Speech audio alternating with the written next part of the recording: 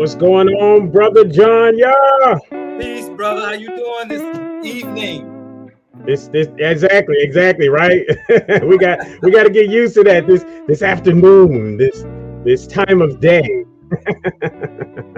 The Tipping Point morning show in the afternoon. That's what's up. Man, it feels good to be back in the mix though, right? Man, it does, man. I do. I miss it, I definitely do.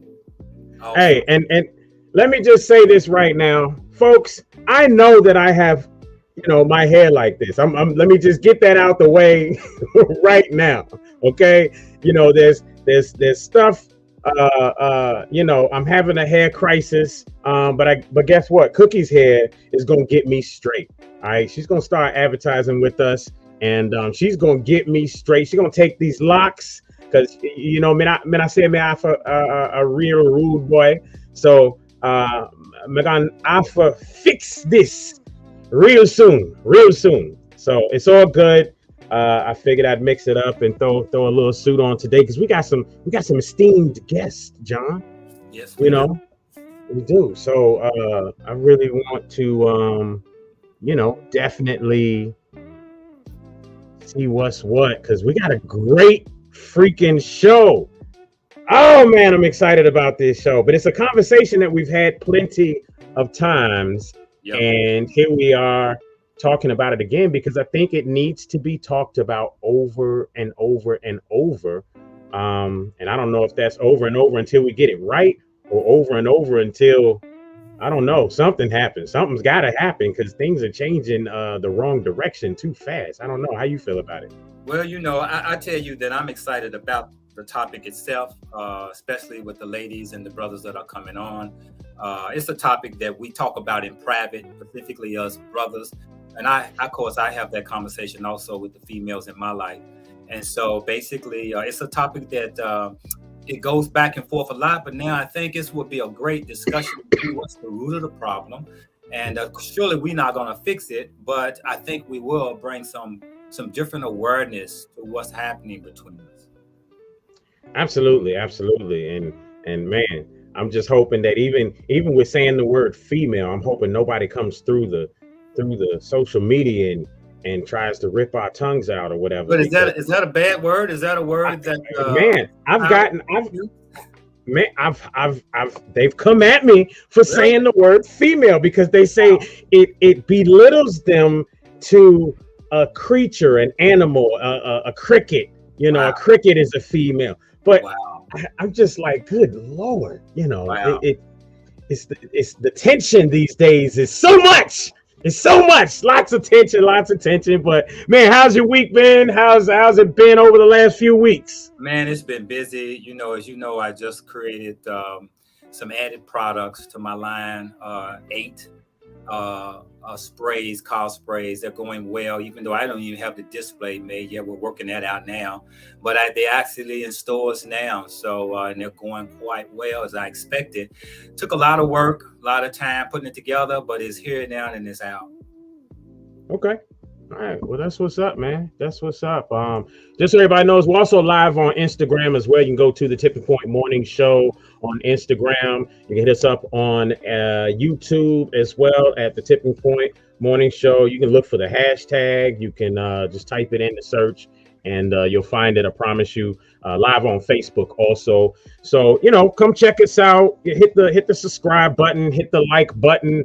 I want y'all to murder the share button. That's what I really want y'all to do. I want y'all to murder that share button. Kill it. I want you to share alike. As a matter of fact, if I can get out there on social media and I can see someone sharing like crazy, then we'll have something for you. I promise you, it'll be some money. We'll do some money this time. All right, I'm gonna pull it from Diego's pocket. So it's all good. He's gonna sponsor that. Man, with that being said, I think it Brother Leonard Walker. Brother Leonard Walker, are you here to give us a stock spotlight? Are you giving us a spotlight this week? I was actually trying to weigh in on the subject matter. Okay. Can you hear me? All right. I was trying to weigh in on the sun because absolutely. You have some type of electronic thing going on that's got you talking like a robot. So I'm gonna pull you backstage, and then we're gonna bring you back and let you weigh in on this as we bring all the guests. Does that work? Okay, that'll work. That'll work. Let me switch up then. Fantastic. All right. See, that's what's happening. That's another problem, John, is we're moving into a digital world so much that we're starting to talk like robots. I'm just saying, it's I'm kind of worried about this digital world. I don't know. Well, look, as we get into this, I want to go ahead and just jump in, bring everybody to the stage, and I'm only missing one person, and it's Miss she's going. Okay, Miss Dr. Smith, she's coming, and she's running a little behind, so she'll be here though. But I'm gonna go ahead and bring everybody to the stage. Let's see. Set this topic up. Let's do it like this. All right, so what we're talking about today, folks, is this whole masculinity versus femininity thing. Where's the balance? That's really the question today. Where is the balance? All right. So as we come to the stage, as we bring people to the stage, folks, I want y'all to give a warm round of applause for some of these great, amazing people here. First up, I'm gonna go ladies first. Therapist LaQuisha Moore. How are you doing, sis? You're on mute. You are on mute.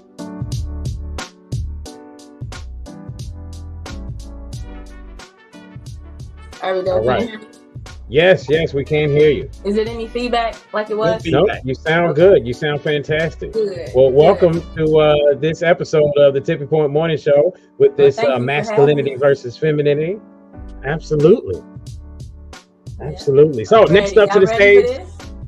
Hey, we stay ready. Let's we stay ready. Gotta be. Because this is a normal conversation. This is like a normal everyday conversation. Next up to the stage, like I said, ladies first. We're gonna bring Miss Pretty Brown Skin, my co-host to our other show, our relationship podcast called No Panties After Dark. Miss Pretty Brown Skin, welcome to. Yo. How you doing? I'm pretty good. How are you? All right, I see that. I see what you did there. Pretty Brown Skin said she was pretty good. I see. I didn't even do that on purpose. It just worked out. Hey, that's how dope you are. That's what's up. And we're going to get into what everybody does and all of that stuff. And we'll give everybody a round robin on that here in a minute. But next up to the stage, folks, we have Miss. She is such an artistic professional herself, Miss Joni Lancaster. Dare I say the narcissist slayer? Oh. No, we're not gonna say it. Hey, and you are muted too, just so you know. So we cannot hear you, Miss Joni. Okay. Hey everybody. There you go. How you doing? I'm great. How are y'all today? Awesome. On this lovely Sunday. Absolutely. Fantastic. I am going to go ahead and we got one lady, Dr. Smith, who is not here yet. So I'm going to go ahead and start with the fellas. And first up, we have brother Jason Barker from HRM Healthy Relationships Matter. How you doing, bro? What's fun, man? How's everybody doing today? All right, good. If y'all moving any devices around or anything, make sure you hit mute as you do that. All right, West Coast, Best Coast. Have you transitioned? Nah, I'm still in Dallas. Okay. All right, that's what's up. Next up to the stage, folks, got another brother from another mother, brother Diego Denson. How you doing, family? Peace and greetings, my brother. Peace from the East, New York house, baby. That's what's up. Are you chiming in from a cell phone? I am. You want me to chime in from a Okay. computer?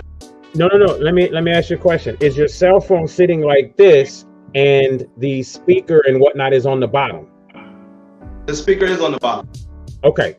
Because you're choppy just a bit, and that is because the speaker is hitting the flat desk or what have you. So if you can turn it sideways, maybe, so that the speaker is free, the mic is free, then I think we'll be good to go with that. All right, fantastic. Next up to the stage, folks. We'll bring brother Leonard Walker, who this brother just represents family all day long, love him to death. And welcome to the stage, brother Leonard Walker. How you doing there, family? And you're on mute. You're muted. Okay, hold on. I just unmuted you. So Okay, you're good now. There we go. All right, yeah, it's all good. It's all good. All right, good stuff. Hey, everything is everything. You know, everything's fantastic. Everything's beautiful out here. Look at all these beautiful faces. So I'm gonna commission everybody to do one thing real quick. If you have the ability from another device, or if you're good with utilizing the same device at the same time, make sure you share one more time, so that because right now we're at about 100 or so views, and I want to make sure that we get several more out there. All right, so give everybody a chance to do that. Now we're gonna go ahead and just start the show here. What's up, Kari Muhammad? Shout out to you. Shout out to Frank Stoner. Let's go ahead and get this show started as we bring on another show about masculinity and femininity. It's all about where is the balance, folks. Let's get it. You are listening to The Tipping Point Show with your host, Mr. Just Ask Joe, John Yeah. You ready? Streaming live all over social media and on your favorite music and podcast streaming platforms. Yeah, you know what it is. Also, check out thetippingpointshow.com. The Tipping Point Show. I don't even know what's going on. Oh my god. Are you guys kidding me?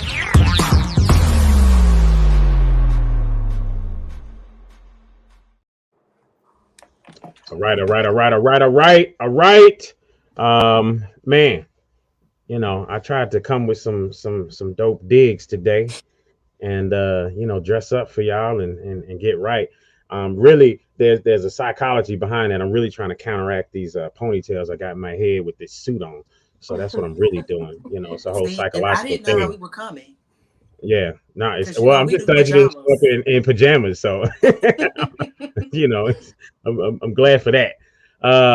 Welcome everybody. Welcome.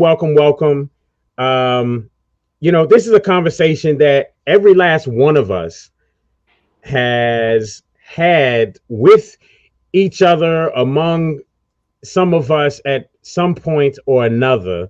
And it's interesting. I do got to give a shout out to Pretty Brown Skin, as well as John Yard. Me and John hit me with this idea and said, yo, we need to do a panel and just have a conversation. And lo and behold, Pretty Brown Skin hit me with the idea like right around the same time. So it's just funny how synergistically, the people who I work with, especially in podcasting, we tend to click and we sync like that, and we just we link mentally, and so it's dope like that. So I definitely wanted to throw some flowers at you, Pretty Brown Skin, because I didn't want to hear later Joe just he took the idea, he didn't give me no props for that or whatever. We a team though. We a team. Yeah, we are a team, and with that being said, I love my brother John that I work with. Schedules and things have changed from work to business. So with that in mind, our Saturday show is been a little bit different. So we're moving things around, figuring some things out, and definitely decided to have this on this Sunday. And so with that being said, love working with you too, Pretty Brown Skin, on that show also. So I I want to go around and just kind of let everybody just give a little synopsis of themselves. You know, what it is you study, what you know, enlightens you as an individual. What is the reason for the crowd to say, okay, they might know a little something about this masculinity versus femininity topic, even if it is you in exploration yourself on that journey. All right. So with that being said, I'm going to pass it to I don't know which way this is for y'all. It's probably y'all's right when it's my left. But Pretty Brown Scared, go ahead, start with you, and we'll just keep it going next to John and then to Jason on down. Just tell us about yourself. All right. So I don't even know where to start. So you want to start like about like where I'm at on my journey? Just Okay. tell us So about yourself. I was raised in a 2-parent household, and I saw, that's what I grew up seeing. My grandparents were together for 49 years before my grandmother passed away. My parents were married for over 30 years. So I grew up seeing what relationships look like between a man and a woman. So I grew up in traditional households. Is that what you're looking for, Joe? Just like my background? Keep going. Okay. So I grew up in traditional households, and that's what I've seen, and that's what I know. And I consider myself to be a pretty feminine woman. So I wouldn't say that I'm an expert on the subject, but I know what it takes to be in a relationship from what I've seen. Absolutely. Brother John. Awesome. This is a subject that I think for brothers, it's been going on for some time, specifically when brothers come together and have their little powwow talk. And of course, for myself, being a formal marriage counsel in the Muslim community years ago, was one of the things that I've always been somewhat part of and giving some type of enlightenment to. But this subject here is a subject that's kind of really blown really much out of hand to where we're pointing fingers at each other. And as long as we're doing that, and everybody got great points in this subject and valid issues or points about what they feel. However, I think there's something missing that creates the balance that we need. So I think it's important that we have this discussion so we can point out some things. I like what you said about your tradition where you came up in a 2-family household, because I also did, and I know that I saw relationships different from my days all the way up to now. And I think even Leonard would be able to contest to that. The relationships that we are having today are not like the relationships were back in the day. You have less people wanting to get married for many reasons. And so these were discussions that Joe and I have had on the show, on the tipping point, with several guests. So I think it's an important topic. I think we're going to dig in and be talking about some great issues. Doesn't mean we're going to solve any problems, but I think we're going to be more enlightened about what's happening between us if we just have that discussion. What I would like to do is say that for the most part, I would like for everyone to kind of stay neutral. Listen, this is not an emotional thing. I think I like to open it up by saying I like to take nothing personal and actually, in a sense, to where not only do I not take nothing personal, I don't want to make any assumptions. So that's what I want to say here is that when we're speaking, we're not making a blanket statement towards any one particular or a blanket statement towards all women. I want to clear that up because I know when we speak, it sometimes will sound like it's a pool and we're speaking about every woman and every man. So I just want to have some fun and have this conversation. And I would also like to have the conversation as though we're men having the conversation amongst men and how we talk amongst each other, right? So no holds barred, we're going to be out. And I hope the women do the same, is to be open about the conversation as though you are talking amongst women only. It's the only way we can get to the bottom of it and get to the real, how we actually feel about this subject. Absolutely. And Jason, I'm gonna say something real quick before you jump in. We literally this past Wednesday on the show, we had this same talk, and I had to reiterate that again, or I guess I didn't have to, but I did reiterate it again, that when we're speaking, a lot of times we tend to speak from our own, um, you know, background or experience. With that in mind, that is not to say that it does not apply on the other side. Okay. So if I say, a man is this way, that way, it doesn't mean that it doesn't apply on the other side. So I'm gonna need people to, and not just the guest here. I think we have some very enlightened, um, intelligent people here, but I'm gonna need the people who are watching as you comment and everything to show a higher level of emotional intelligence and understand that fact right there, that it can apply on the other side. So don't just sit there and comment and be like, but that applies to men too. It's 2023, so that little voice I made, that could be a man or a woman. So I don't know. I'm just saying. But just understand that the person who's speaking is not specifically, unless they say this is specifically men or this is specifically women, then they are not saying that it is specifically men or women, and it is implied already that it applies to the other side as well. All right, JB, tell us about yourself. Man, I love the rules. To be honest with you, hello everyone. I'm Jason Barker. Pretty much, I love the topic. It's a very interesting topic, and just to piggyback from you guys, you're the reason for the topic. Just as an FYI, that was your post that we all, that I shared with people.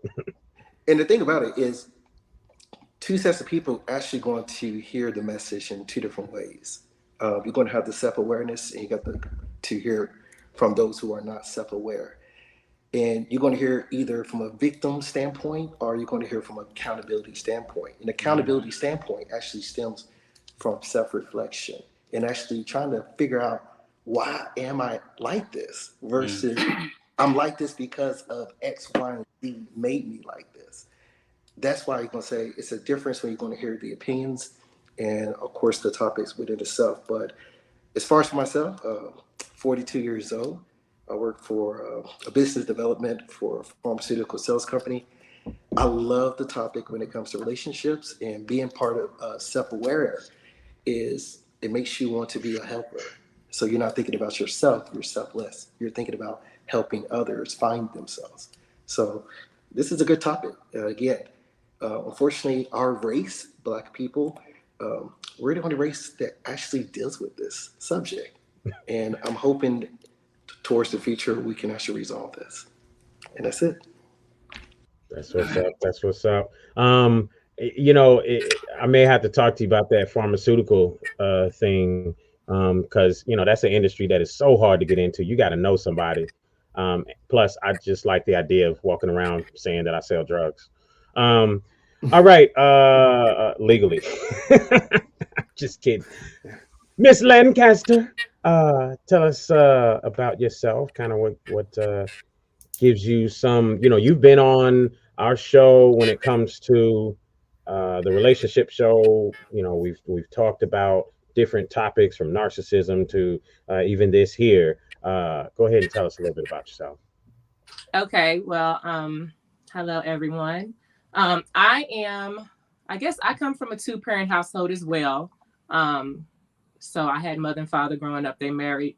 Actually, my mother was pregnant with me. So my father had kids before. My mother had kids before, but when they got married, when she was pregnant with me. And so I've always grown up in a two-parent household. I saw what that looked like. It wasn't a perfect situation, but I've always had both parents in my life, and in the home when I grew up, majority of the time. I am a hair and makeup artist, so I have a lot of interaction with different people. I come in contact with women. So besides my own experience being in relationships, I get to talk to other people about their relationships. So I've seen it from different perspectives. I've talked to people, and I just get different viewpoints. And I've had this conversation over the years so many times with so many different people. And so it's just going to be a different platform to have men and women talking about it, in a very pleasant way. And I'm also I can't remember if I'm the right or the left titty of the titty powwow. I think you said I was the left titty this morning. You're right. I'm the right titty. Okay, so I'm the right titty of the titty powwow. It's a podcast that I have with LaQuisha Moore. So, yeah, everybody, I just want to say, hey. Oh, and one more thing. Joe, you referred to me as a narcissist slayer, and I am. But to piggyback off of that title, I know you had asked me a question one time about me being the narcissist slayer. And I say that in that I do women's hair, I deal with women, and I have dealt with women that have dealt with different types of personalities. So for me, it's not about really slaying narcissists. I don't do that. I'm not Blank Man. I don't go out at night with my cape on. What I do is I think it's more of an empowerment of women who are dealing with certain personalities when it comes to the opposite sex and relationships, on how to be empowered when they feel, I guess, when another individual and relationships kind of affects them emotionally or their life. It's just kind of more of an empowerment thing. And it's from my own experience and just what I've learned along the way. So yeah, that's me. And that's my input. Thank you. Thank you. All right. Miss LaQuisha Moore. I don't see the, the LPC, all of that stuff there. I didn't know if you were referring to yourself. I'm so glad that you asked me that today. I'm so glad you asked me that because I was like, I am not here as a clinical counselor today. Okay. Okay. I am not. Right. I have clinical lenses, so I see through those lenses all the time. But that is not. I'm here today to I want us to be able to have an open conversation about what it means to even be masculine or feminine, because I think those are relative universally versus culturally. And also as just a woman who's had my own experiences, and in the way that I relate with men and the way they've related with me. And so I'm definitely here as a human being today. Got you. That's what's up. And y'all know I told you that we had Dr. Smith coming, and let's just check real quick. I think she's okay, so she's going in and out there because she's working on the sound. Brother Diego, go ahead, tell us a bit about yourself, and if we could all potentially mute when we're not talking, then that would help out as well. Good afternoon. Can you hear me better now? Turn it off. You still kind of chopped up. Yeah, you're choppy. I don't know why. I'm sitting here. I got two iPhones, so I don't know. It's an iPhone thing then. Yeah, iPhones are for Democrats. That might be why. I don't know. Did I go get the Android? I got another Android. Can you not hear me? Yeah, I would. I mean, I would say using it. All right, go ahead. Give us a test 1, 2, 3. Test 1, 2, 3. Can you hear me? Awesome. Okay, yeah, you sound good right now. So yes, go ahead. Tell us about yourself, Brother Diego. Okay, so I'm happy to be here. First of all, I'm from New York City, but I live in Louisville, Kentucky. I've enjoyed living here. I've had a chance to live personally in multiple parts of the world. I'm a world traveler. I'm a digital nomad, but by trade, I'm a software developer and a consultant. I have a small private firm here in Louisville, Kentucky. We go out and consult large companies. So with that, I get a chance to travel all over the place, from France to Africa, Europe, South America. I travel quite often. I've had a chance to date a lot of different types of women from everywhere, and I've been around a lot of families. I too grew up with a 2-family household. I grew up with a father and a mother. I didn't grow up with any sisters, so I had all brothers. My mother had 4 boys. My father had 4 boys. I'm the youngest of all 4. And I'm really here to say this, I want to have an open discussion. I'm not here personally to defend, nor am I here to, inflate ego. Really here to kind of get to the point, talk about it. Hopefully we can have a great conversation. Because, hey man, it's supposed to be about fun. That's all I have. Absolutely. That's what's up. Brother, let's see, Brother Leonard Walker, and then I think we'll bring on Miss Jessica. Miss Dr. Smith there. Um, Brother Leonard Walker, tell us your experience. What do you bring to this conversation? Good afternoon, everybody. This is Leonard Walker here. I come to this conversation as someone who is married for 21, 22 years. Was married once before, so I've been married, been divorced, have a child out of wedlock, and am married. So I'm pretty much the gambit of what most of us see in today's society. 55 years old. I'm retired. I'm getting ready to go into some other business ventures along with my wife. Uh, got an adult son, waiting for grandchildren, that sort of thing. But when it comes to this masculine versus feminine or the dynamics of what we have going on in society, it's definitely something that we got to pay attention to. It works for me and my family. What we do. See, so that's what I bring is the experience of a married man that also grew up in a two-parent household, that has made mistakes, that has been in bad marriages and bad relationships, that has been divorced, and has had children out of wedlock as well, and still worked the situation out to where we were still a family. So that's what I bring. Awesome, awesome. That's good stuff there. Let me see if Dr. Smith is available to come to the stage as well. Let's see here. Dr. Smith, are you there? I saw a chat where she said she couldn't hear. Yeah. It sounds like she's experiencing some difficulties. What we'll do is, I don't know if she. I see two windows open. Yeah. So we'll figure that out here in a second. So I wanted to kind of I was trying to find that post. That JB, you remember what that post got into?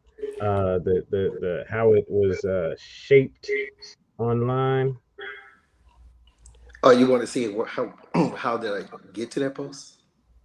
No. Like, do you remember what it said specifically? Let me see if I can find it. To be honest with you. And in the meantime, I want to talk about. There's a couple people commenting already, and I want to just kind of read off these comments and just kind of see what y'all think. Let's see. Omni, etc. He says masculinity versus femininity defeats the purpose of either. They are to complement one another, to maintain order and provide stability for the family unit so that the members of the family unit can serve the community to the best of their ability, which is why the term home training exists. Okay. All right. Michonne T. Daniels, he says, masculine versus feminine before and after 1960 in an American color construct society dominated by Europeans who have manipulated everything. We see ourselves today as men and women who identify as black men and women in a white America now for 400 plus years. That is truth be told. Hey, John, what you think about that when you hear that? Well, does it go back to white people manipulating or skewing our viewpoint? I'm not sure that, because when we go there, we are saying that we are victims, that we can't have accountability. And so I don't want to give any blames to the white man and he got us in this condition. I want to talk about us as an individual and what we know. And I think this is important. For instance, like let's start with this conversation of what is a masculine woman? What does that mean? Because from a brother standpoint, the question becomes, is a masculine woman wifeable? And is that something brothers want in a woman? And what is masculine? What does masculine mean? Because in we as a people, you have in men, there's probably anywhere from 5 to 20% feminine, right? And the majority is masculine. The opposite for women. Women do have some masculinity in them, but they supposed to have at least 80% or more feminine, right? So how do we balance that? Because we do have, and we do see women that are very masculine, like ever before in my days. In fact, I think something has shaped the way we are looking at each other, and then you have a lot of men that are overly feminine. And so, is he able to be a husband? And that's something that a woman looks to be able to have as a husband. So, I think for the conversation is this conversation: what is a masculine woman, and what does that look like? Absolutely, absolutely. And tying into what you're saying, this was the post that kind of got Mhm. us thinking to have this panel. Having masculine energy as a woman will position you to never having your needs being met by a man due to only being attracted to quote unquote adult male child.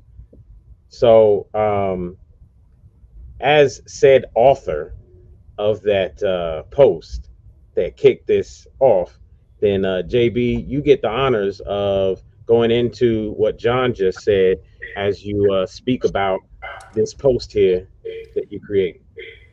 Thanks, man. I like to try to get some little drama sometimes on Facebook. Uh, but the Post thing, for likes. but the thing is actually a good topic because there has to be a balance between masculinity and feminine energy. And oftentimes, like I was telling John before we got live, um, if we really want to talk about the root of the problem, it started back in the 1619 when we actually were slaves. Black people didn't have the self-awareness to understand what accountability was, and we still don't. So when you look at the different dynamics between race, we have to be mindful. There are certain races that are self-aware. They move differently. Black people, we're not self-aware. We lack accountability, and we move differently as well. So when it comes to the post, it's focused around relationships. One of the key things that we don't realize is that nobody taught us how to date. Our parents never taught us how to date. But yet we're in our 30s, 40s, and possibly 50s trying to figure out what do we like and what do we need in a partner. And it's not even your feeling. It's basically what does this person bring to the table that you need? Which means if I'm emotionally available, I need someone who's emotionally available as well. I need someone who's stable mentally. I need someone who can understand conflict resolution. I need someone who's actually self aware. I need someone who can actually reciprocate if I'm doing something nice for them. It triggers in their mind, let me do something nice for them as well. All of this is basically built into having what's considered to be a healthy relationship. And if you have a little bit of masculinity energy, which can come from either emotions not being developed as a child, and we all experience this as Black people. Shut up, sit down. Didn't I tell you to be quiet? Stop all that crying. You're suppressing your child's emotions. So when they grow older, they don't know how to suppress their emotions. So what they do, throw stuff, cuss, kick, walk away. They're Mm. only doing exactly what their parents did to them. Until we develop self-awareness, we don't realize that we are literally mimics of our parents. We literally are. We learned everything from them, and we grow up doing the same thing that they taught us as a child, and it continues to go on until you decide to break the generational curse. So when it comes to this topic again, masculinity energy, it can go in two different forms. It can be actually hammered down from a parent to a daughter.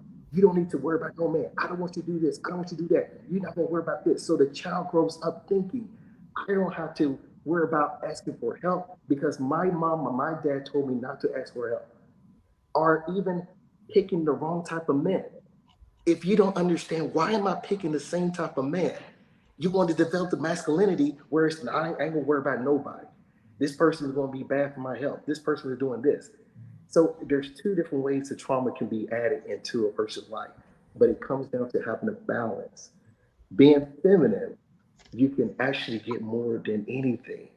And being feminine is not walking around trying to be all cute. Being feminine is your character. Are you kind? Are you loving? Are you approachable? Do you smile? Do you do certain things that allows people to come to you or gravitate to you and just want to talk to you? If those elements are not there, there's another angle, which is the masculinity. So I'm just going to stop it right there. I have one question. I want to ask you one question, and just that piece about slavery. How'd you relate slavery to this? How'd you connect those two real quick? Well, think about it. Okay. Africa, one of the biggest continents on this earth.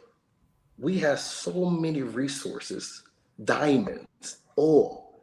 How come we're not one of the most prominent countries in this world? I mean, even the continent in this world. So what happens is over time, and plus it's in the Bible too, it's crazy because I was looking at the Bible and I realized like Jesus was he was self-aware, and people pretty much didn't like what he was saying. So of course, when you don't agree with someone who's self-aware, you're going to try to get rid of them. Martin Luther King went through that. Malcolm X went through that. So the key is when I look at back in the days in the slavery, we was taught to suppress. We as African Americans dealt with every single trauma there is, from verbal abuse, physical abuse. We've been through that. We didn't have therapy. So of course, all of that is basically transpired as we grow older. And that's why we are more of a people-pleasing group. We worry about what people think about us versus we think about ourselves. Like, don't do that. Don't say your business to people because I don't want people to know your business. For what? Don't be doing it. For what? I'm myself. Why am I worried about what you think? Right. No. See, what I was referring to was the connection between slavery and right after slavery. I was trying to think about what you're saying because I understood that even during slavery, we had family, right? So we were practicing family, even in the back of the barn. Some slave masters allowed us to jump the broom and get married. That's why I was asking that question about how do you relate to that when we started out, even though we was enslaved, we still had family-oriented desires. And so we were still, even after slavery, we were still building homes, getting married. Our rate of marriage is higher than we ever had before because right now it's lost. Even in the 60s, we were getting married in the 60s, right? Even before then, marriage for a man was his identity that identifies that he's a man. Men were looking to get a wife and have kids because that was connected to his identity. That's why I was asking you that question, because it kind of threw me off where slavery. I understand about slavery, but I was just looking at that because we're a resilient people. We still held on to our principles all the way even after slavery. And that's why I was asking you that. Well, to be honest with you, I would say yay and nay, because think about it. It was proven and showing that Black families were separated. Black men were more. So, of course, the family was already broken when we was dealing with slavery. When slavery ended, we didn't have opportunities like everybody else. The South didn't even know slavery even was still going on. That's why we got Juneteenth. But the simple fact of the matter is that when Black people start getting together, regardless if a person's in a relationship or marriage, was that marriage healthy? That's the key. Not many of us realize that we don't even know what healthy looks like. We don't. I don't care if a marriage is 30, 40, 50 years. Was that marriage healthy? Was both partners in that family actually getting their needs met? And when it comes to men, a lot of men who get married still have side pieces, which lets me know they're not self-aware. Because if you were self-aware, if you love your woman, you would not cheat. You can't. Because you become selfless when you become self-aware. You think about other people versus you thinking about yourself. So if go ahead, I'm sorry. Apologies for interjecting there. I think I see where you guys are both trying to tie in the pathology there and how this works. And I was more interested as well as letting some of the ladies jump in, because since you brought that topic up, trying to draw the pathology of slavery, you heard Mr. John here talk about how things have been over the course of us having some cyclical things change, right? Enough data, even from the beginning of the 60s. After that, I'm interested to hear from a young lady, especially who has the degree in psychology. Diego, you are seriously chopped up, man. I definitely wanted to finish hearing what you were saying, but we got some chopping going on with you. My apologies. Can you go out and come back in? Absolutely. Yep. So, who wants to jump in with, Jason, you do a lot, you come from a standpoint with your platform, Healthy Relationships Matter, concerning the whole healthy relationships. I mean, hence the term of your platform, Healthy Relationships Matter. And a lot of your posts are definitely, revolved around that, and they give a lot of conversation to the idea of femininity. There was something that you said as well when you talked about feminine women. You posted it or you spoke a little bit on it here, but femininity having more power than a masculine woman. What do you mean by that? Real quick, I just keep it short because I want all the other people to talk. Yeah. But the thing I'm gonna get the ladies on this after this. The thing about, like I was saying earlier, femininity is just mostly about your character. It just really is. It's just, are you approachable? Are you nice? Are you kind? And keep in mind, we treat people how we feel about ourselves. And if you love yourself, you're able to show that love to everyone else. And when I look at a feminine woman, she's not weak. She still has masculinity. It's just that she can identify and set standards. So if I'm talking to a feminine woman, she's going to be able to tell me, Jason, this is what I want and this is what I need.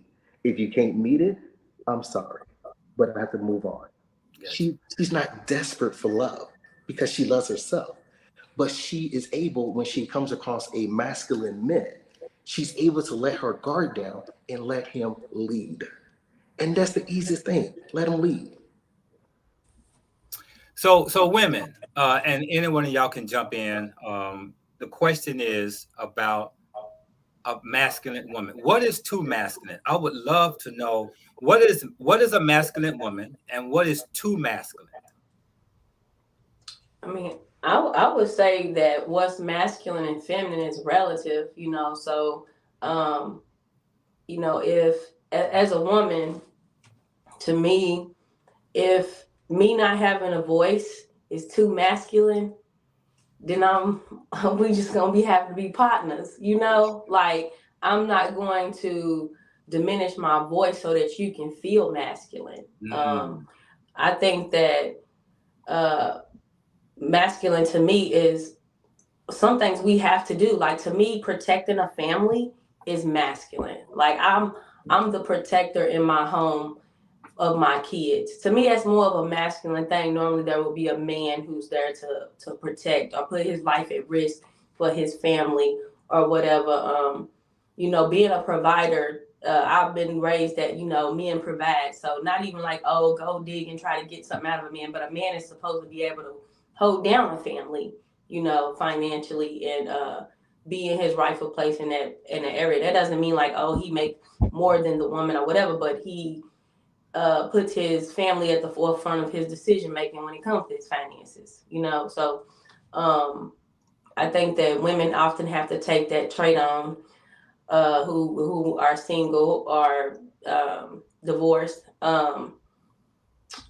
and so to me, what's masculine that I feel is probably aggression. Like, that's where I think us as women get kind of a bad rep for being too masculine. But maybe the rep is warranted because maybe sometimes we are aggressive. Like, I had a conversation with a dude and he was telling me the way that him and his girlfriend used to end up in these fights would be like, she would swing on him first and all this stuff. And I was like, man, like a man has to worry about the police pulling up in that type of situation, whereas a woman is not maybe going to be taken as seriously. And to me, like, probably people feel like that's too masculine to like try to fight a man is to me what are trying to they feel like women belittling men is too masculine. So it's almost like being disrespectful or being aggressive is associated with masculinity. But I think that when people have been disrespected or abused or felt a certain type of way, that anybody's gonna react like that. Some of that's human. So I don't know. And Do you think let me, that hey, real quick, John, before you say that, can I just interject?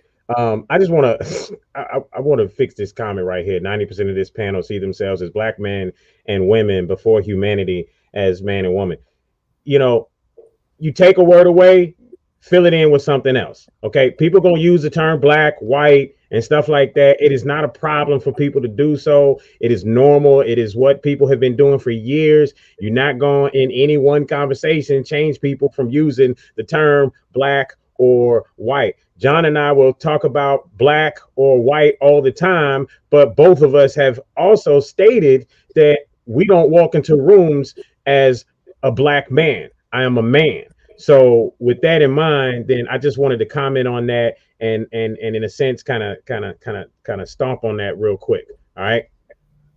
All right. Go ahead, John. Lucretia, what I was going to ask was that when you mentioned about, now let me ask you this: do having a voice, with a woman having a voice, does that somehow intimidate certain men? Do you think that if you had a voice that may intimidate a man, that you don't want to feel like you have to quieten your voice to make him feel like a man? Do you think that is an issue with your voice, that men are intimidated with women that have a voice?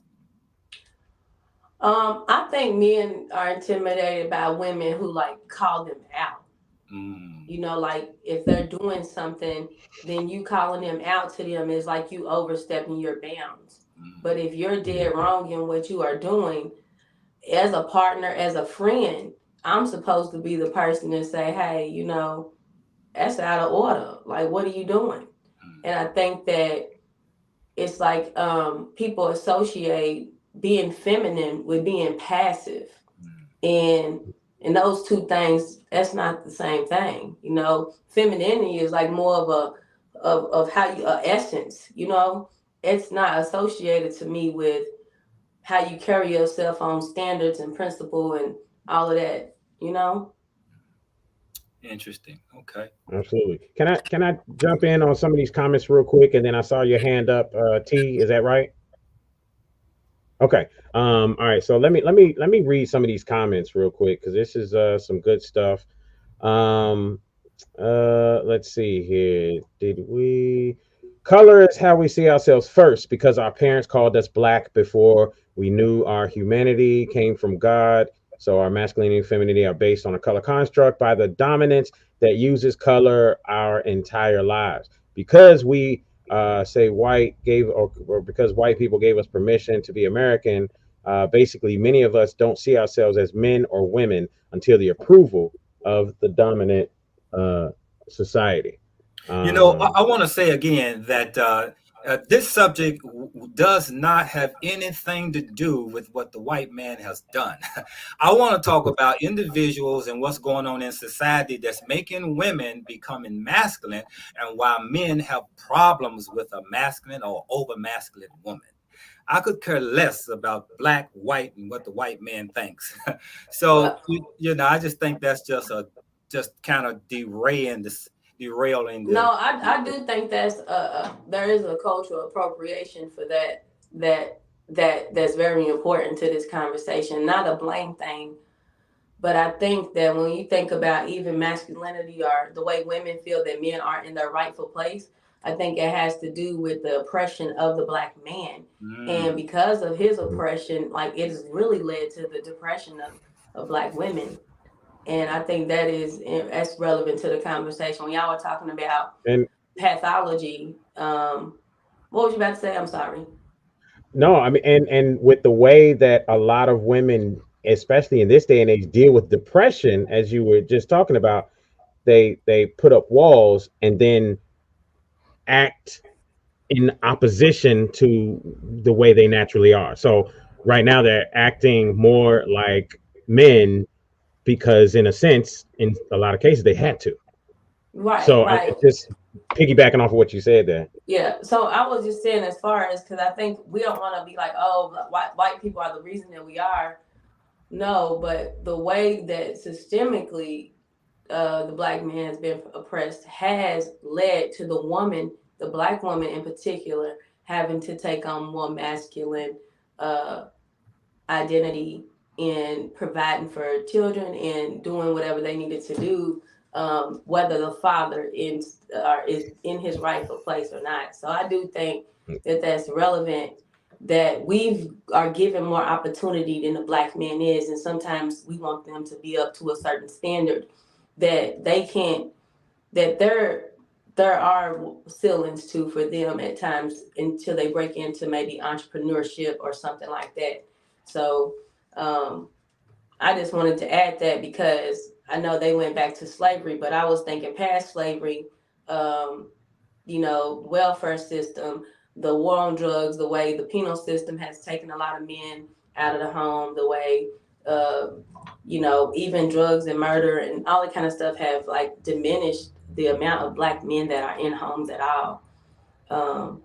And that is still related to the system of oppression. So, as we say that, Anita Gherkin here, she says women saw their men belittled, disrespected, and humiliated. Black men had no power. Women had to be stronger and stepped into their masculine energy. And that kind of gave me the thought process that I spoke on, as you said, depression. Then most women throw up walls and then you act in opposition. So you throw out that masculinity. Well, yeah, I'm thinking of the angry black woman. The irritability, the angry black woman, she's mad about certain things, right? And so living in survival mode will make anybody mad, And I think that's a lot of us, we take it out on each other. I think the key there with what you just said, people aren't identifying that. So living in survival mode will make anybody mad. But then let me go out here to the public and act like I'm not in survival mode. Let me portray something different than what the reality really is. The reality is that you're in survival mode. So you've created a program in your brain as to how you're going to react to people, to love, to everything. Yet you're not identifying that and not being accountable to it, yet continually, acting otherwise than what's really true to you, which means that you're never going to get help, honestly, if you don't take on that accountability. She is 502 says, I think Mr. Barker just made a great point, as he was talking earlier. It's up to parents to teach the roles to their kids, mother teaching their daughters and fathers teaching their sons. Definitely important. Here was a question as well. Is a show of strength only a masculine trait? Anybody want to answer that as we throw that in the mix? I mean, I guess I can give an answer to it. I guess I was really just a masculine trait. No, it's not. Masculinity, I feel like you said, it's a balance. And when Jason commented something about being what's attractive, like as far as femininity and all that, I mean, even thinking as far as bodybuilders, to me, a woman that is very physically fit and cut all up, that wouldn't be physically attractive to maybe me or some other men. But there are certain men that find that attractive. So I think everything is perspective. Even when it comes to the dynamic of households, like the balance. My mother used to always say she took a class, and it was a guy he was teaching like Black family and relationships. And he said, if you don't take anything away from this class, what I need you to know when dealing with the Black family and women, particularly dealing with Black men, is what you got and can you handle it? Because everybody's situation is different. So what's attractive or what is desirable to one woman may not be, to another woman as far as what her man does or what his role is in the family dynamic. I know my father did construction, so he had a very masculine trade by day. But in the winter, when he was laid off, my mother, she did her, and she stepped up and had to go a little harder to fall, where he wasn't bringing in income. And so in turn, my father, he was the one that was getting us to school. He was getting us dressed. He was doing ponytails. He was cooking. And that's how I learned how to cook, was from my father, not from my mother. So I believe certain things that are considered feminine as far as normally cooking isn't necessarily a male or female thing. It just depends on who the person is and how your house runs, what works for everybody's household. Because if you are a woman that brings in majority of the income, that it's just what works for you. You know, if it's Mr. Mom, you know, nowadays we have a lot of Mr. Moms. My dad was a Mr. Mom, you know, half of the year. So it depends on your character. And like she said, your essence as far as a woman or a man, your aura, to be masculine or feminine, or how you carry yourself, how you treat other people, how you handle your kids, how you handle your partner, how you treat your mother and your family, how you handle people out in the street, not necessarily just the things that you do, you know, are going to the gym and being able to lift 450, you know, that doesn't necessarily make you masculine, because emotionally you could handle things very feminine, you know, like instead of, you know, taking the lead. And I feel like, you know, as a man, that is the role in the dynamic, in the family dynamic, as taking the lead, you know, whatever that looks like. But so, I just wanted to chime in. Where did you get 450 from? You know, 450 pounds. Is that a thing? Am I subpar if I'm not hitting 450? am I feminine? Too feminine if I ain't pushing 450? I had just watched a TikTok reel before we started, and I think he was pushing. I'm just messing with you. Yeah, it seemed like a lot, but yeah. So look at this comment here. But do we celebrate? Absolutely. Let me read this comment and then Leonard, you jump in. But do we celebrate what's healthy? Songs talking about meat to meat, where STD is rampant, and highlighting domestic violence as though it was a comical subject. Honestly, I find parents talk more about what they do with their genitals than what they do with their kids nowadays. Ooh. Okay. Y'all post about what you do with your genitals more than what you do with your kids. Right, somebody just called y'all hypersexual. Y'all hypersexual. Yeah. Exactly. That's what that was. Hypersexual. If I could add my piece here. Yes, sir. I think if we take a big step back, and just look at the dynamic of things, one of the things that I've noticed is that we live in an age where women have more opportunity now than they've ever had in the history of this country. And women are taking advantage. I mean, if you look at this panel right now, you've got 3 professional women, 1 professional woman that was on the panel who's trying to get in, and that speaks volumes.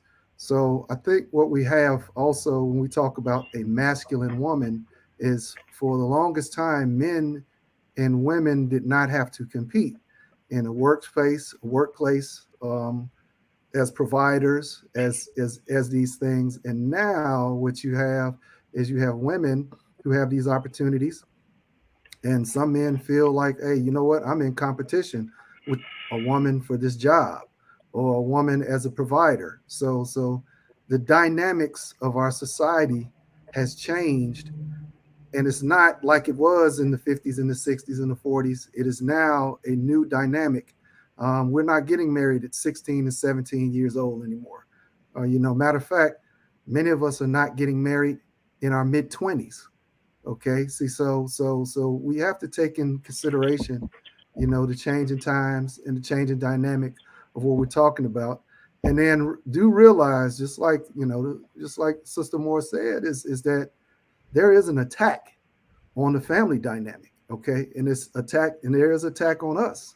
Period.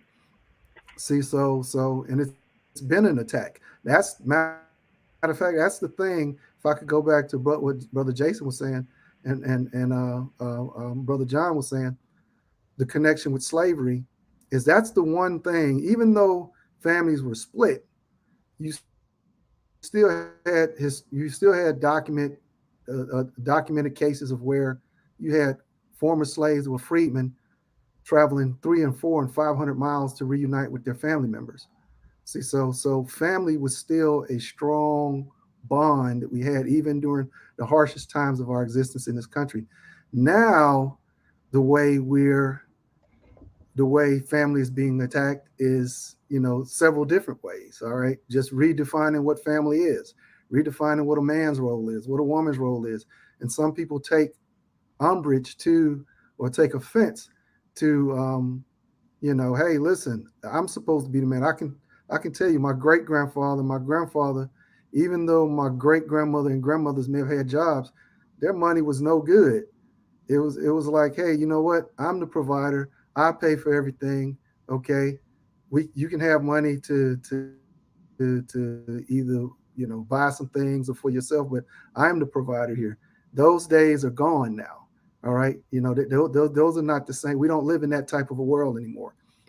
So I think that dynamic itself, with the insurgence of the progression of women in roles and dynamic in roles in society, has kind of maybe threatened some men. Now, am I threatened? No. I'm not threatening myself, but I know other men are like, hey, that's masculine. You taking my role away from me. You making, and saying this without even understanding it is that we're becoming competitors. And I think that's the thing that we have to not do, is become competitors. And we have to try to work, is talking about bringing balance. We have to say, all right, well, this is the way society is now. All right, this is the way women are now. And there's nothing wrong with young girls growing up and saying, I want to be this, I want to be this, I want to be a doctor, I want to be a lawyer, I want to be an astronaut. Okay, we can be proud of that. But what we can't do is be afraid or offended or frightened by these things. And I think that's kind of where we get some of this masculine from as well. So that's my piece on that. Absolutely, absolutely. So looking at some of these comments here, if you have been belittled and humiliated, it's up to you to heal, know your triggers, and stay away from people who trigger that reaction from you. Stop with the blame game. He made me do it. Please take accountability. It's like cheating because he cheated. Go heal. That is from Alexei Oboru. Omni etc. said this isn't just a black thing. Yeah, is always on point.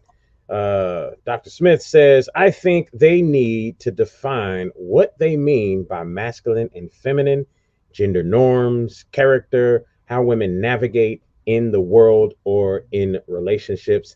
Dr. Smith, are you here now? Possibly, maybe, no, not. Okay. All right. So let's see. Radiant Rose says, I think that past a certain point, we have to get down to asking ourselves, are we equally yoked with our partners? Do we know ourselves first? And does the partner know themselves? Does he or she protect you more than physically, your emotions, your heart? Do they pray for your strength? And without a doubt, if everything were to crash in life, they got you. Once we remove all the labels we place on ourselves and others, do we still have connection that exceeds beyond the physical? Good stuff there with some of this conversation. Folks, I'm going to do something real quick. We're going to jump to a commercial real quick. And when we come back, we're going to dig deeper. Dr. Smith said something that was important, defining masculinity versus femininity, or masculine and feminine gender norms, character, how women navigate in the world or in relationships. So when we come back, let's jump on some of that and figure some of that out. All right, we'll be right back, folks. It is the Tipping Point Morning Show. Hey, folks, check out healthdaddywow.net. 100% plant-based herbs and supplements. Whether you're in person or online, use the word tipping for 10% off. Remember, feel better, look great, healthdaddywow.net. Remember, healthdaddywow.net.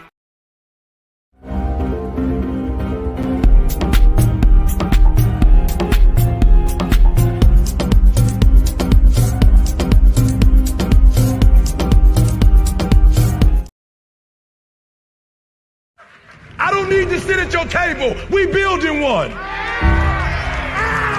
We in the process of building a table. We building a table. I don't got to sit at your table. I'm building my own table, and I will build you a table in the presence of your enemies.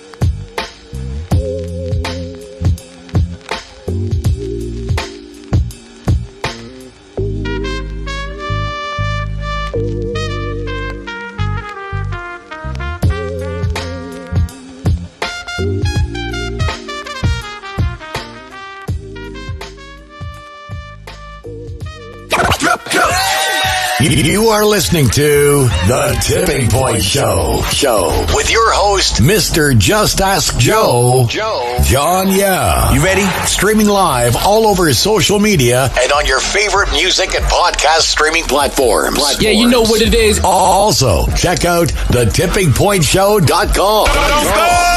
The Tipping Point Show. I don't even know what's going on. Oh my god. Oh my god. Are you guys kidding me?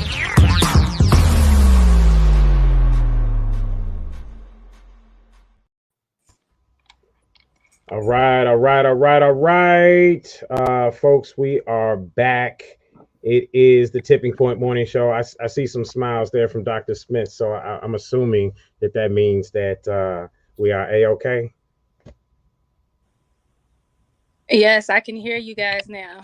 Awesome. Okay, good stuff. Well, we want you on this subject here, specifically about what you just tagged in and posted in the comments. Mm-hmm. Definitely. Which comment was that, John? Yeah. He just I'll read it out. It is and what are the roles and who is defining roles? You added some more stuff there. Yeah. No, one of which I'm talking about how do we identify a feminine and masculine? I think that was one of the questions she's asking the other comment. Yeah. And that's where I kind of want to jump off at is what is masculine for a female and what is feminine and what is too much. Here we go. Yeah, I think that's a good. Have this conversation. You need to start with that point because when I was listening to some of you guys speak, I think people were talking about different things. I think somebody was talking about, character. I heard Jason say something about character, but then I think it was El Denise, who was talking about more like a gender role type of aspect. So I think that's where we need to start if we're going to have that conversation about what's appropriate and how to have a balance is understanding what we're talking about when we say feminine and masculine. So I want to ask you a question. When we're talking about a masculine woman, what are we saying and how do we identify a woman that's masculine?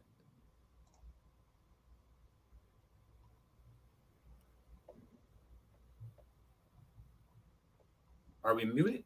I didn't hear you. You broke up a little bit. I heard you say you want to ask a question, and then I didn't hear the question. Can everybody hear me? Yes. Okay, cool. So I guess I'm asking, what is a masculine woman? Because I'm trying to get to this balance of what is too masculine so that we can talk to the guys and the guys can tell you or express what is too masculine. We do have a view of what is too masculine. I'm just trying to get where's the balance? Because if we say masculine, too masculine, some women may say, hey, this is masculine. Some men may say that's not masculine. It could be vice versa, because this is where we're bumping heads. We're bumping heads talking about a masculine woman. And what does that mean? A woman that makes us feel uncomfortable as men because she's too buck in the face of trying to measure up. You see, here's the point that's very interesting. And I want you to jump in on this. So we got this balance here, right? And so now if men are driven by their ego attached to their masculinity, women are driven by their emotions attached to their femininity, right? And so there's got to be a balance here. If the woman uses her masculinity, meaning that let's say the man comes home, he's tired, he's beat up, and he raises his voice just a little bit, right? And she raises her voice. Now, what is he going to do? Because now his ego has been attacked. Now he raises his voice higher. Now you have a couple that's at a fight.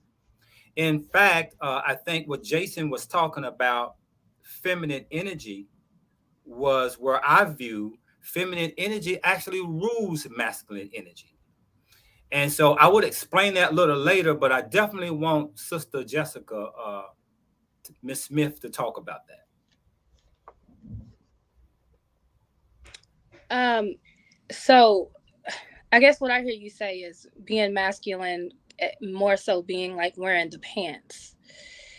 And you know, I don't know. I kind of struggle with that because when Jason made that post, we were talking and having that going forth. I definitely always acknowledge to men that I present masculine, but that's how I present to society as a protective mechanism. That's how I move in my day to day in the world. But when it comes to a relationship with a man, that's different. But I do acknowledge that if a man is thinking, hey, do I want to, engage in the possibility of having a relationship with this woman, they're going to see the masculine side of me because they may be watching how I move through this world. So honestly, and I do consider myself to be alpha, and I think that some men consider alpha women as masculine, but I don't. I meaning that We have a freeze up. Oh, she lost. He's breaking up. Hello. Yeah, I think she froze a little bit. So let me say this real quick. I think a lot of us, the way we grew up, it plays a big part, right?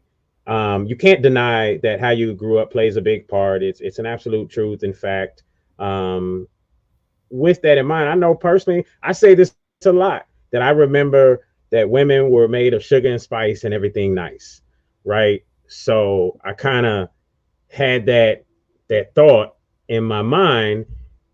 So there's a big thing about femininity when it comes to women, right? So and I don't know. I mean, you have to, when you living with somebody, you have to learn to accept different things, that doesn't play well when you start talking. Women are made from sugar and spice and everything nice, like farting and burping, different things like that. Those are normal human things, right? But in a sense, for some people, that can kind of go against the ideology of that whole little doll baby saying that this American society put in our head, that women are made from sugar and spice and everything nice, because if she farts, then she don't smell like everything nice, right? So it goes against that. So I'm being a bit facetious, but at the same time, when it comes to that, this is where we get our social norms from. We get them from how we were raised, what we've seen, the music that we're listening to before versus now. I think everyone here is old enough to have seen what things were like even 20 years ago as we talk about divorce and family, whereas now we're, as a people, we're like over 70 percentile having kids out of wedlock. I think it's almost closer to 80, to be honest with you, having kids out of wedlock. So it's there's a big thing going on where men are wearing dresses, women are wearing pants, and nobody wants to get married. They just have babies out of wedlock, and then it's easy for you to pick up and go, right? And that's part of it as well as to why we're not getting married anymore, because it's no one wants to take accountability anymore. No one wants the responsibility anymore. And that's what, let's say, marriage is between a man and a woman, is responsibility. However you see marriage, it's a responsibility. It's a commitment that you're making to another person, so with that in mind, pretty brown skin, what's your definition of, what's too feminine for you when it comes to a man? too feminine for me. I'm gonna tell you one thing that just really just burns me up every time I see it. You go to the gas station and you see a woman pumping her gas with a man sitting in the car. And I'm thinking to myself, who raised you? You know, like, you know, I'm dating out here. So it's crazy to me, like when I go out on a date with a man and he doesn't know what side of the table to sit on. Or am I too old school to know that the man is supposed to sit facing the table and I sit facing the door and I sit with my back to the door? Am I too old school to think that the man is supposed to walk on the outside? So if anything happens, oncoming traffic, it's going to come towards you before it comes towards me. So I'll die first. Right, exactly. And I think that, you know, today's man just, I don't know, something happened, like you said, we're all evolving towards this one gender. So like now people just got it so confused and it's so fuzzy how things are supposed to go. And so you are running across these feminine men wearing, you know, I'm sorry if I offend anybody, the skinny jeans. You're dressing, you know, you're dressing like a woman, you're carrying purses. I'm sitting here like it's certain men, like I'm gonna come in the bathroom and you've used all my oil sheen and I can't do my hair. So I know Joe's left. These are conversations. Joe and I have these conversations all the time. So, you know, like we're talking about, there has to be some balance with, you know, women and masculinity. There definitely needs to be some balance with men and their femininity. And I think that a lot of it comes back to, you know, what we were saying earlier, the single parent household and being, you know, men being raised by women. Like I was in a long-term relationship with a man and I knew that he wasn't the one for me when he said, "Hey T, do I have any clean panties?" And I was like, panties? And I was like, men don't wear panties. So I think it comes, you know, because you grow up with your mom and your sisters. Y'all are laughing. This is real life stuff. You grow up with your mom and your sisters and they don't know how to teach you how to be a man. So then therefore you don't know how to grow up to be a man. And I think that a lot of it goes back to lack of two-parent household. Listen. He's laughing. It's a true Ladies, story. let me just say this real quick. Ladies, if any man ever refers to underwear as his own underwear as panties, you go ahead and get rid of him. You as a matter of fact, give him my number and tell him to call me. I will take that one for you because that is I don't know how any person goes from being a child to being a man and calls. I get being raised by women and that's all you hear. But unless they locked you in the house and never let you out and never let you watch TV, then you grow up to be a man and you call an underwear panties, then that's a problem. That's like all type of red flags, blue flags, green flags, like all type of colors of flags right there. From your example, if he is self-aware, why is he raising his voice? This is Alexi Oberu. Why are you settling in a relationship that makes you act in such an aggressive manner? This also goes for the woman too, or things can get out of hand easily. It's not right to raise your voice at anyone, especially not to your partner who you respect. And the reason why I read that is because along the lines of what we're talking about, there's one word here that stands out in this comment, and that is the word respect. Does anyone here believe that men and women have just simply lost respect for each other, and that's why we're having this whole masculine feminine war issue anyway? To be honest with you, I feel like parents never taught their kids respect because the parents never respected themselves to begin with. I mean, I think we started that way, right? But we obviously must have lost a generation of that. Is that what you're saying? No, it was never developed. Think about it. We're here we are in the 30s, 40s, and 50 years old. We're talking about respect. Respect is one of the easiest things that you can give to a person. But somehow along the way, keep in mind, we learn from our parents. Our parents is the first indicator of how we are going to act when we go out and find adult friendships and relationships. The difference between a friendship and a relationship is sex. That's literally it. But when it comes down to it, how do you know how to respect someone if you never was respected just to be a child? Just a child, which means be a kid. You're able to get your wants and your needs met by your parents. So if those things were never developed, then of course the person is going to grow up and they're going to think that the world owes them something. And that's where we have these issues with respect. I think that our generation is more conscious with our parenting now, and because we're coming against those generational curses. So I think that our generation, us as parents, we're more conscious and more aware with our parenting and our techniques, and we're not, we're practicing gentle parenting now. We're talking to our children, we're hearing them out, we're not yelling at them, we're not saying do as I say and not as I do. I think we're becoming more conscious of that these days, things that our parents are not conscious of at all. And brother, can I add to that? One of the fundamentals in kindergarten you learn is respect. That's like one of the first things you learn is you respect your neighbor, respect the people at your table, respect your teacher. But as you move along life and experiences, and like you say too, just what you've been taught, that's what you grow to know, and that's how you maneuver, and that's how you are. But also, I will even add too, with just the world is different, even with social media. When it comes to dating, when it comes to just interacting with people, I feel like life isn't really personable anymore when you meet people, and when you have to meet people, genuine connections are not respected anymore. Dating out here, making friends, it's not respected anymore because people are so disposable.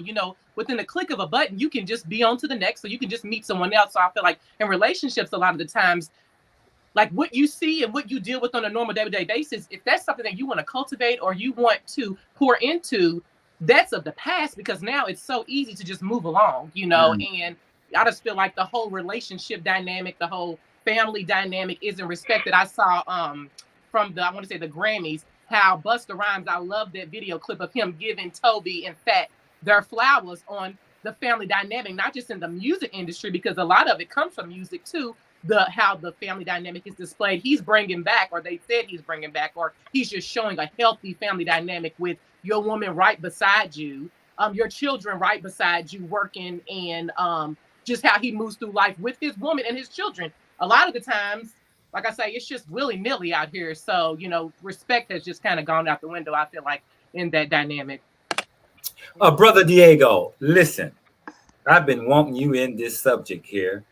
Now, as you have traveled, I know you have met probably women on every continent in different situations. Tell me something.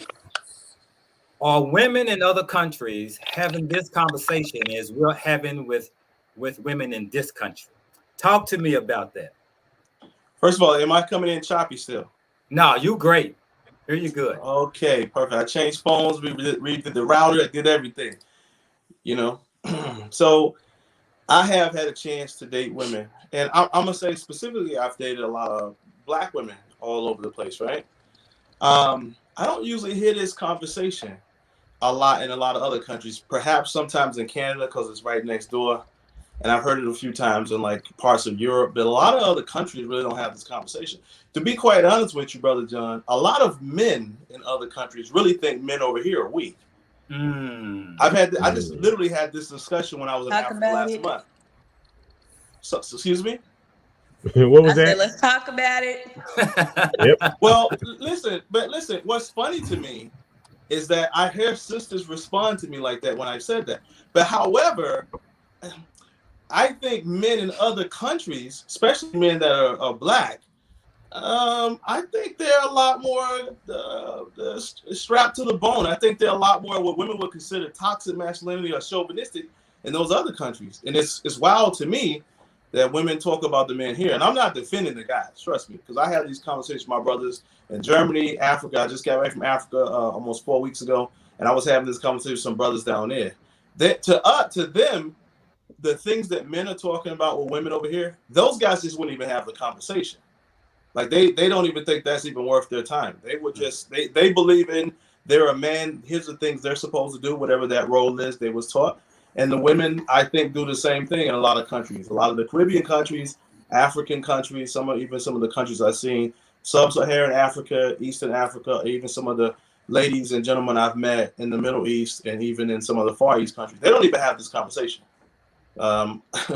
And I'm saying I'm leaving white people out of this and people that's from those countries. I'm gonna say the people of color that I talk to. Even if I talk to some of my Latino brothers when I'm in South America or if I'm in parts of that part of the world, they don't even have these conversations. I mean, they go do manly stuff all day and they expect a certain role out of the men, and the women kind of expect the same kind of thing. They don't have these kind of conversations. I only personally see these conversations with a few countries that I travel in. United States, of course, Canada, certain parts of Europe, and it's not just black people. I heard some white people talking about it in European countries, but I mostly hear black men from America and black women from America having this discussion, in my opinion. Right. So let me. One of the things Well, I wanted to know, when he says that, then is it are you talking more countries that practice democracy? Or meaning everybody gets to speak up? I'm not going to countries that don't practice democracy. I may not make it out of there, brother. No, I mean, when you're hearing this, you said Europe, you said Canada, you said the U.S. So that kind of immediately makes me think, we're not talking about countries. I mean, some of those other countries, you might be able to elbow a woman and tell her shut up and it's all good, But I'm just saying, it seems like more of the democratic way where women's lib thrives is where you hear more of those conversations. No? Okay. No. I think it's more of the countries that I've seen that have been that are English first speaking countries. For example, if I'm in London, I may hear these conversations casually, but when I go to Germany, I don't hear these conversations. What about any of the Caribbeans? No, for sure. Like I just bought a place in Bahamas, right? And I'm down here, and I got brothers that's from Jamaica, Antigua, and those men are looking at us like, why are you guys even having this conversation? They look at it that way. Why do y'all think we having this conversation over here, though? Okay, so I can explain that. Go ahead. Sorry, John. Here's the issue here. We're talking cultures, right? And so when you use the word culture, it only means how you communicate. So we have gotten away from a certain culture, and now we are culturalizing this behavior.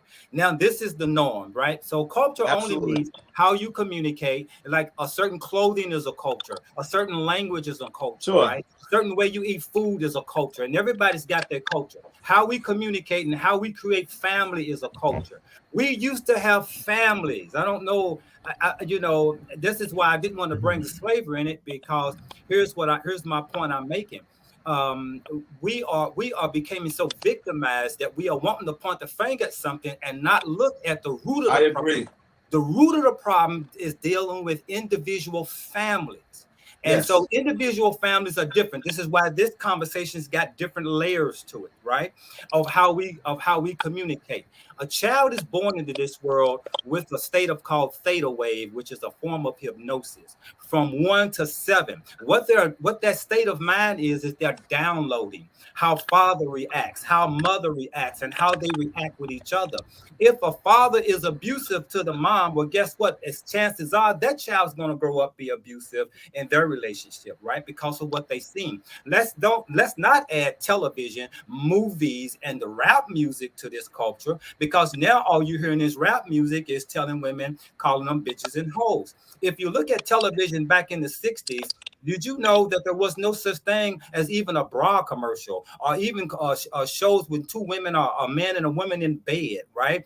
There definitely wasn't no homosexuality on TV, right? None of that was going on in the 60s nor the 70s and further back. So we're talking a culture difference. You're talking about those countries that will not allow this toxicity inside their country. They're not going to allow it in their TikTok, because TikTok is really a form of brainwash, right? And so we're picking up information that we're now incorporated into our lives, and now we're wondering why we can't get along. So, I think that's when we're talking about is the culture difference, and it does start with family, individuals, family. But what I would like to know specifically from men and women, what did you first learn how to choose a man? Where did you learn it from? Where did you first learn how to choose a woman? Is that something you saw on television, or is that something you saw in your family? Because here's the thing. For a woman, your first love of opposite sex should have been your father. And so that right there will stop a woman from going out seeking unwanted love, because she's seeking love, but she's seeking it from a guy that just want to have sex, right? And then she found herself bouncing around. But actually what she was seeking was that masculine energy love. So that's what a lot of women are missing, that piece, because the father wasn't there.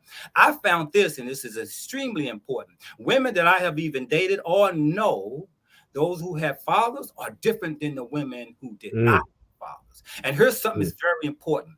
We all have heard, definitely if y'all come from a two-parent household, you have heard the saying, the mother's in the house, and the mother says, I'm going to tell your daddy on you, wait till you get home. Wait till he gets home, right? And you see the child, they're getting straight together, all because you don't want to mess with dad, right?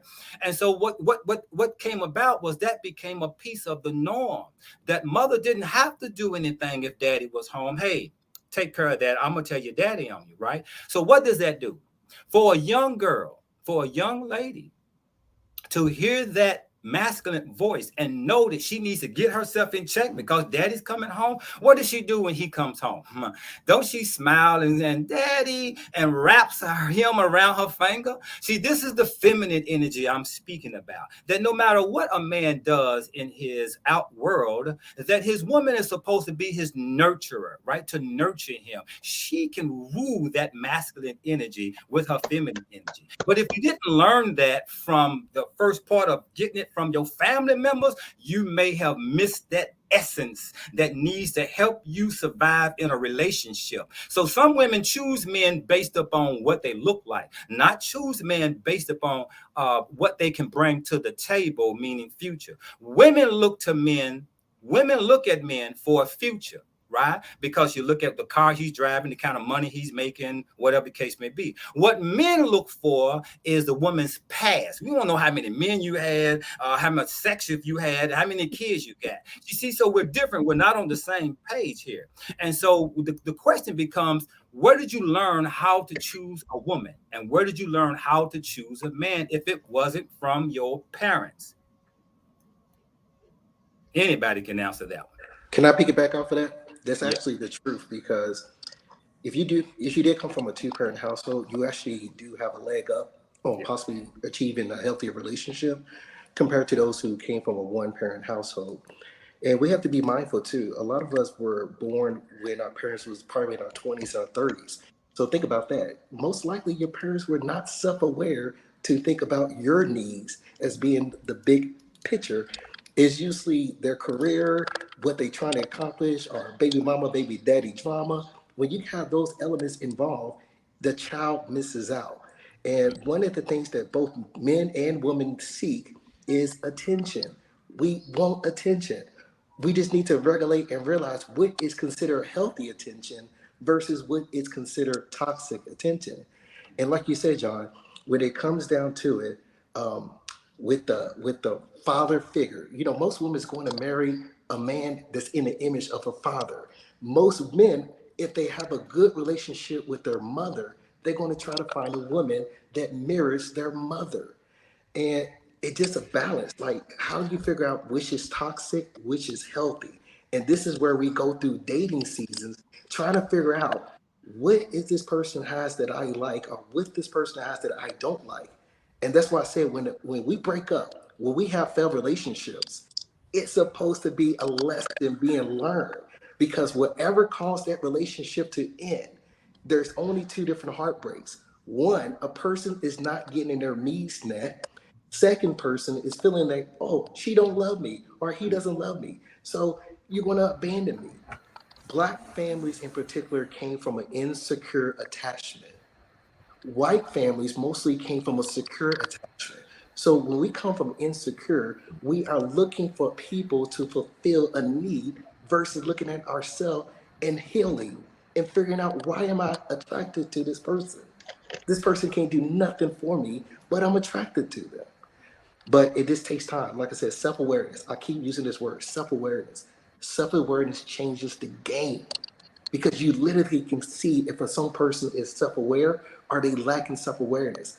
I can't be in a relationship with someone that's not aware of themselves, because that means you cannot fulfill my needs. You can't give me the 5 love language. You can't. And that's my point. So listen, one of the reasons why I love having these conversations and then let you jump in there is just because, you know, I think some people who are watching and listening, when we have these type of conversations, they end up getting healed. They end up learning some things about themselves because, you know, some women, I can say, and again, this goes for the other side as well, but I'm just using this as an example because this is what I know and see. But some women listening to this show gonna find out that you have daddy problems, but you had a dad there, yet he was not emotionally available for you. Okay, so that side did not get developed well, and that's an interesting thing because, you know, you run around, I don't got no daddy problems, my dad was there, I come from a 2-parent household, this, that, and the other, but your dad really wasn't there for you, or your mother really wasn't there for you. You know, she didn't maybe your mother wasn't the greatest, so yeah, she loved you and bought you things and took care of you and nurtured you in certain ways, but she didn't pull you into the kitchen to teach you some things. You know, she didn't show you you know, what it meant to not wear so much, not show off so much cleavage, or to not wear too short dresses for certain situations, or what, you know what I mean? Like, there's a lot there. There's so much in those dynamics that, in growing up, I know what I saw, it was just normal. Like, this was just everyday life, you know. It was healthy. Whereas people are seeing things, or people are growing up in ways that are not healthy now, but they don't realize it because this is the way society has transitioned. But go ahead, Brother Leonard. I was just going to say, to answer the question, I think as a young boy growing up, one of the things that I noticed is that, I mean, I liked girls from like age 4 or 5 years old. It was just something. It was her femininity was speaking to my masculinity, and I didn't even know I had masculinity, and I didn't even know what femininity was, but it was speaking to my masculine. Her femininity was intoxicating. Okay, for me, it was like, man, I really do like. Man, so much so that right at 5 years old, you go tap her and run. So yeah, exactly. See, so I've always known. So what is it about my wife that had made me marry my wife? It's a couple of things. First and foremost, as a man, you know, if I go out in this world as a warrior, battling the world, okay? I mean, I'm a combat veteran. I was Desert Storm veteran, all of that. But if I go out in this world, battling the world, battling all of the things to bring home what I need to bring home, my home needs to be my sanctuary and my refuge, okay? And this is what my wife does. She makes my house my sanctuary and my refuge. I can come home and shake off the weight of the world and be at peace. You know, the whole idea of being at peace is, I mean, I'm at that age in my life where peace is a valuable thing. See, so that's what I liked about it. And then, as you know, when we were dating, because one thing I want to ask Diego is me being going around the world as well, being in different places. Dating is something that not every culture does. Not every culture dates. It's just, yeah, you know, see, so being that we date and get to know, you know, what type of person and this type of, as we were dating, you know, I asked a question. I was like, you know, hey, this is pretty nice right here. You know, being in this relationship is good. You know, it's so good that I can't imagine a time in my life now when I think about the future without her being in it. That's how you know you got the one. That's, to me, when I said to myself, I can't see a future without my wife in it, right? Is when I knew that this is a person that I need to marry right here. You know, she gives me peace. You know, her feminine energy is intoxicating to me, you know, and you know, my masculine energy. You know, we had a conversation while we were dating. I said, listen, I'm gonna pay the cost to be the boss. Mm-hmm. All right. And I know a lot of people don't like that language, but what that means is that I'm going to sacrifice the most for the family. all right, so that we can have more, right? But in that sacrifice, there has to be something that I'm getting in return, okay? So I'm not going to be the leader of my family because I'm the biggest, the strongest, the loudest, I can hit the hardest, all of this. I'm the leader of my family because I'm expected to give the most, right? This is, and she agrees. Okay, all right. If you're gonna be that role, then and she holds me to it. Right? She holds me to it. But there's like one part here that's that the thing with me. Go ahead. Go ahead. Finish up. I'm sorry. Go ahead, John. Oh, one of the things I was So reading. like I said, that was. Go ahead. It's all good. It's a lag. So just understand there's a little bit of a lag.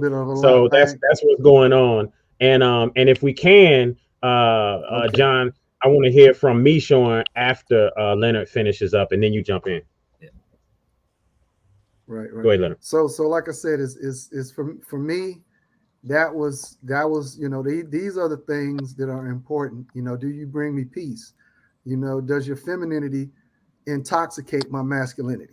All right. And the thing is with that femininity is it's nothing that a woman really has to do. It's nothing that she has to try. She just has to be her natural self, and it'll automatically just come out and speak to my masculinity. So, or a man's masculinity. So, and that's the same thing with me is my masculinity will automatically speak to her femininity. She's already told me, say, I like how you take care of me. I like how I like how you put me first. I like how you put the family first.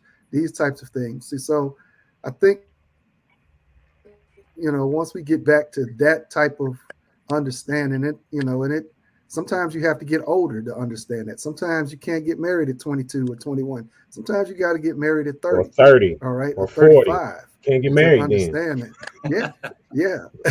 It's still immature. So yeah. Yep. So that's my piece on that right there. Brother Sean, jump in there, brother. We haven't heard from you at all. And then I wanna get back to some of these ladies after John speaks, after Brother Sean. Go ahead, Uncle Sean there.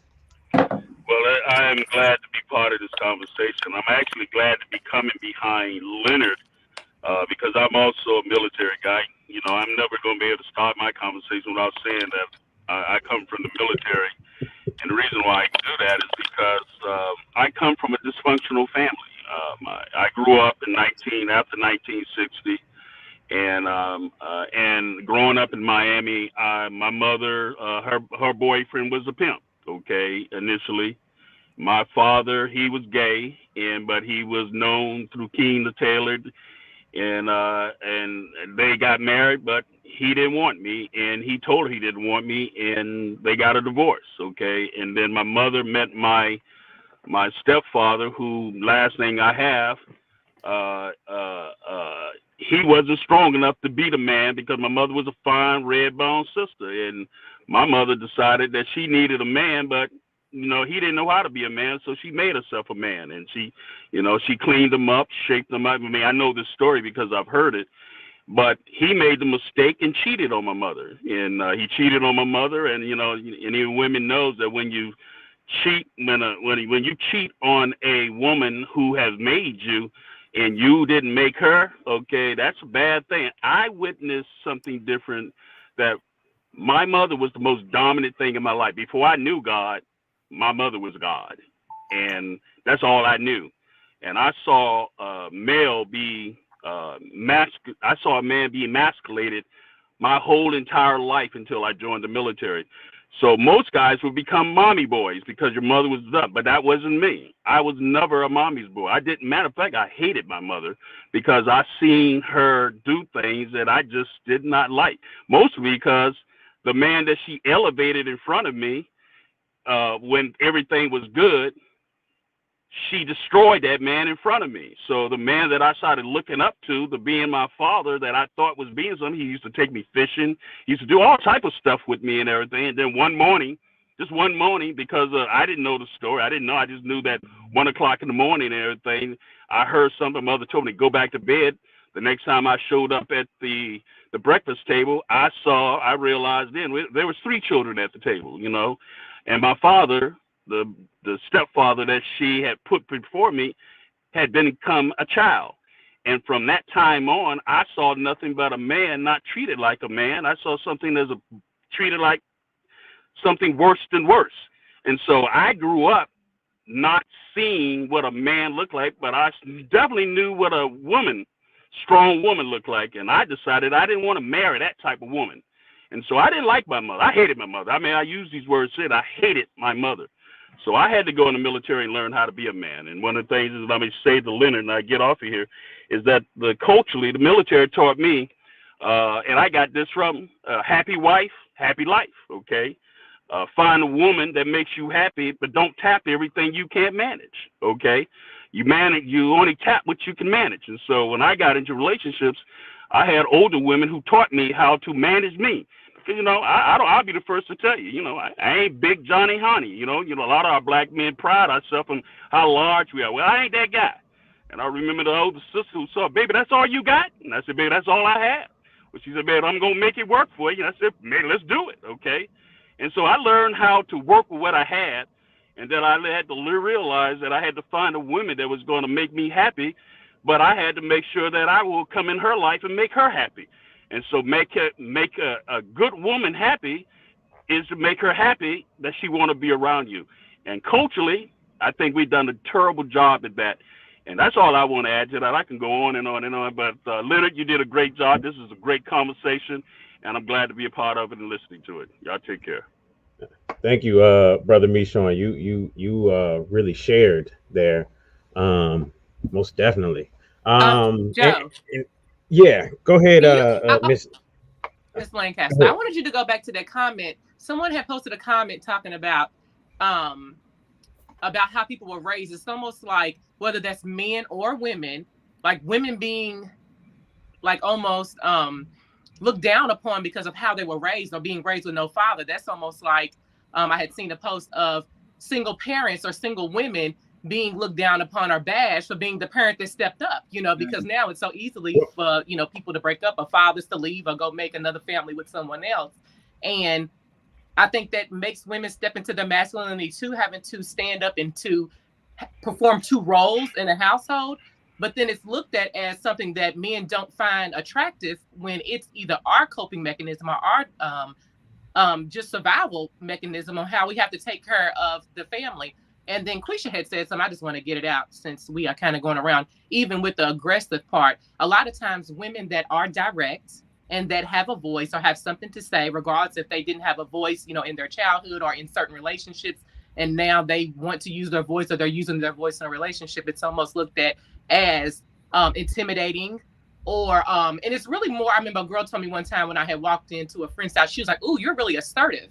And I was like, oh, okay. Thank you. And I'll take assertive, you know what I mean? Because to me, assertive is someone that makes shit happen. And that's just in whatever dynamic or whatever role that you're doing. And it's a difference between being assertive and being aggressive. So to me, being direct, being assertive can be looked at negatively or positively depending on, the role in the relationship. But a lot of times things that are just a circumstances or you're a product of your environment can label the way that people look at you, not even getting to the root of who each individual person is, or just because this is my experience, it may have shaped who I am, but that doesn't make who I am, because like you said, self-awareness is very important. And when you realize that maybe your environment shaped you to move a certain way that you do, or act or react a certain way that you do, it's up to us as, the big age that we all are to recognize that and to make a change, but I just wanted to throw that out there. Absolutely. Can I just add to what you just said? That I want to piggyback on what you said, because one of the biggest things is, Uncle Michon, I definitely want you to speak. I want you to speak that. But is this the comment you were talking about? It's almost like we punish women and men for growing up in two-parent households and label them from our own perspective, which may not be true. Is that what you're talking about? Yeah, that's what I was talking about. Because that's the same way with women not being raised with fathers. There's also issues with men that aren't raised with fathers and they don't know how to fulfill their masculine role. So it just depends on, each person. So with this comment, again, this goes back to the instruction really from the beginning of the show, because this comment came as we were speaking about the whole two-parent household and how there is, whether you dig into statistics or whether you just, look at the people around you, how there is an actual difference between a person growing up in a two-person household versus a person not. So to speak on that is to not punish anyone for that being the case, and no one should take that and then internalize it, right, as if that's the case. But we are speaking and talking about things that we see, factual to any particular individual or what have you, or things that, as Uncle Michon uses a lot, are measurable, meaning there's statistics and numbers behind it. When we start talking about two-parent households versus growing up in a single-parent household. And to what you were saying, Joni, really, the idea is a switch that a lot of women know how to switch on and off. So at work, you got to be the use a little bit more of that masculine energy, right? Because you got a team, you're a manager, you run the show at your job or what have you. So you manage a team of people or what have you. And now you have to be very assertive or what have you. But knowing how to come home, flip that switch off and allow yourself to fall into your femininity and let your man lead. I think that is a big concern and issue as we talk about that. Go ahead, Uncle Me. But then also, just as two-parent households, it's the statistic. Like Jason Barker was saying, it's about healthy and toxic, because sometimes just because there's two parents doesn't mean it's healthy. Just because there's two parents doesn't mean that the man True. always fulfills the masculine role. True. So sometimes the mother is the more masculine. And in my case, my father was chemically dependent. So, with him, his drug abuse caused him to not always stand up as the man in the relationship. So she had to be the one to fulfill that role. And that's the example that I saw. That's not necessarily the situation I want for myself, but I also respect her for not leaving him just because he was down. You know what I mean? Even though it became toxic at times and it did unbalance the dynamic of, what a family dynamic was supposed to look like. I also learned a lot from her, and it gave me the strength, as now me being a single mother, I can navigate and do things that may look easy to some, or I don't know. To me, it's just that's my example. Everybody's example is different of what a woman looks like. And for me, I didn't hate my mother because of it. I respected her, especially now being in the role that I am, because I have 2 kids. She had 6. So everybody's situation is different, and I just feel like, and you're right. It doesn't mean that two parents doesn't mean that you know what healthy love looks like. That just means you had 2 individuals you're right. to learn from in a household. That's the point that. Can we at least say that 51% of the time, like, right? If we try to interject, let's call it common sense. If we say 51% of the time, a child raised by a 2-parent household fares better on the whole, emotional and whole, side of society of life versus households. I know exactly that was raised by 2 parents, so it just depends. No, exactly. So we're not saying that 2-parent household means that it's going to be X, that a person is definitely going to grow up better. No, but can we at least say that there's a 51% chance that a person growing up 2-parent household fares better, or learns healthier ways versus a single parent household? I mean, we can at least say 51%. If we can at least say 51%, because statistics show us that, right? Then we can at that point say that in a predominance, a person growing up in a 2-parent household is going to know more about. So just because we might have 100 people around us and 89 of them, came from unhealthy relationships, that doesn't mean that all, let's talk bigger and just say that, okay, right, it's 2-parent households is a better thing. But it's not to down anyone for a single parent household. It's not to say that a person is going to be problematic growing up in a single person, a single household.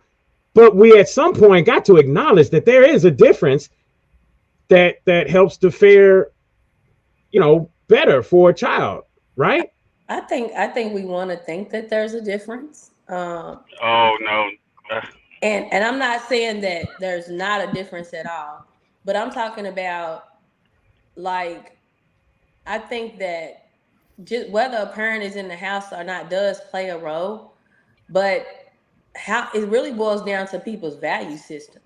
Like how you treat people, like, because even to what Miss Lancaster was saying, we're not it's not your fault that you don't have a father, or that somebody's mother was on drugs, or somebody's father was on drugs, or somebody had a abnormal upbringing. An abnormal upbringing, I think, can be applied to a single parent household, or a two-parent household. There were a lot of kids that were abused in two-parent households. There were a lot of people who they may have seen two people work together, but they might have also seen codependency. They might have also seen dominance and a very high tolerance for disrespect. So I don't know if they always fare out. That I think that sometimes we all kind of have these ways that we kind of, well, because I experienced this and I was better off.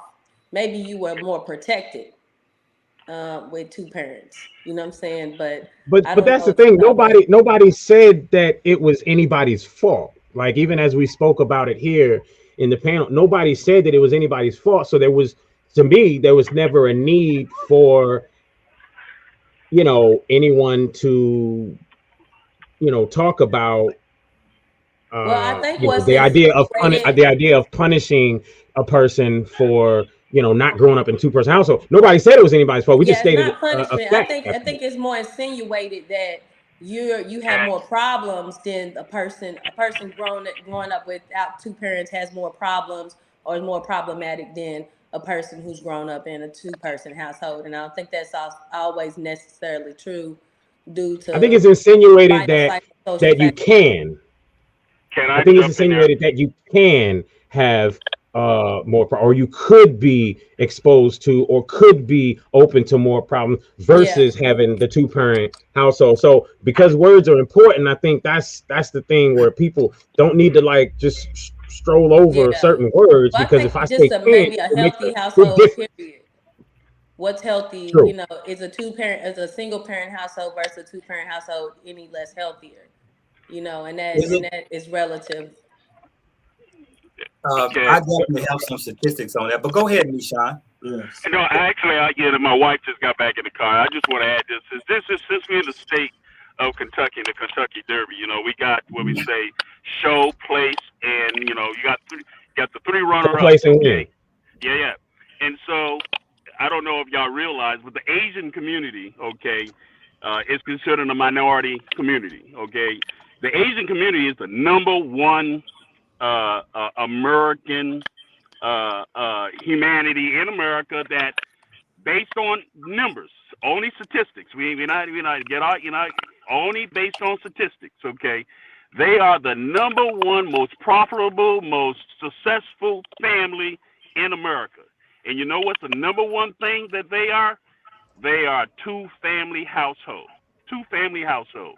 So only thing I'm going to say, is that if I was going to take my statistics from anybody, and we watching basketball, these reasons why we have all these measurable things. Asian is number one, whites is number two, or Americans, Hispanics is number three, and we are fourth place, or almost five.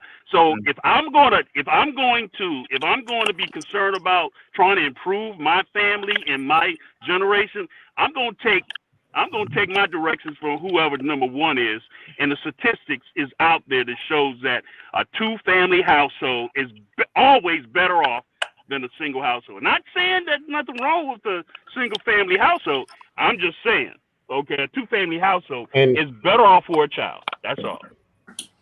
And can I give some numbers to what he's saying? Just real quick, because John and I have talked about it. We talked about it on Truth Be Told show as well. But of those numbers, America is at a tipping point, right? They say in a society, if you hit over 40%, then it's a tipping point, meaning that it's hard for the society to go back, right? So right now, America is well over 40% 41% having children at a wedlock. So with what Mishon just said, Asians being number one, when you take that 41% plus number and break it down, then Asians have kids out of wedlock at about 17%. Europeans, white people, have it at about 35%. The Latino community at about 40 something percent. And then the melanated Black community at about 79%. So with that in mind, I just wanted to give some statistical numbers to that perspective that he spoke of. Go ahead, John. Let me say this, and I want to ask 3 questions. I want to ask one question here to the women. How many is y'all single parents? All 4. Okay. Another question. How many of you got sons? Okay. So here's some true statistics, right? So 80% of the Black men in prison came from a no-father household. Facts. There's another statistic. Young girls get pregnant earlier in life, even sometime before they even finish school, if they didn't have a father. This has been statistics since the 60s, right? So what does that mean? So I give you an example. Specifically, I raised my daughter. I had custody of her since she was 3.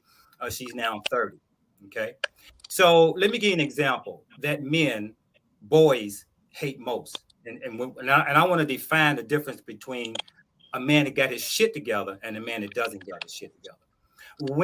When you as a young lady was going on your first date, what should have been the first thing you should have done or should do? If a guy asked to take you out, what should be the first criteria? No answer? Any women? What, that he would meet your father? Boom.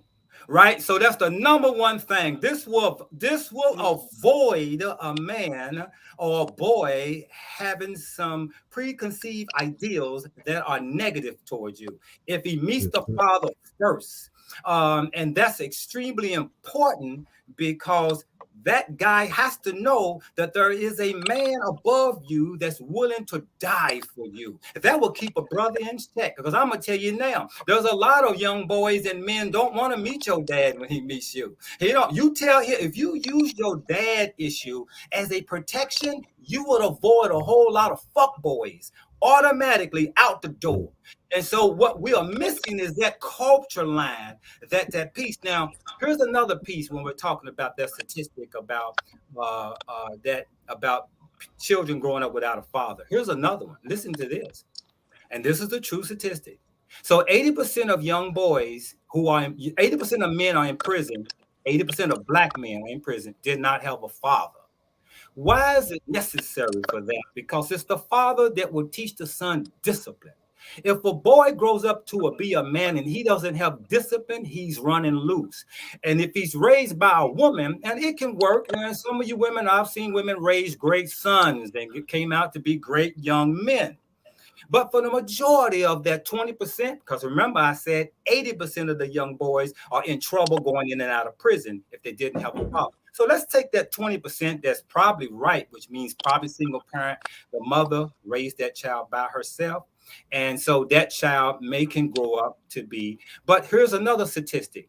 When it talked about the comparison of the two-father household, or the mother and the father household, when that was raised, it also is the same statistic with a man raising his child by himself, as though it meets the same statistics as both parents. So that identifies the importance of one thing, the father in the house, to keep the house structured and disciplined. So when you women say y'all are single parents, are you actually really saying that the father is not in the child's life whatsoever?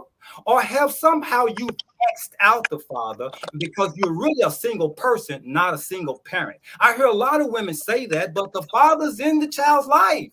You have somehow X'd him out as though he's not there, but he's a parent.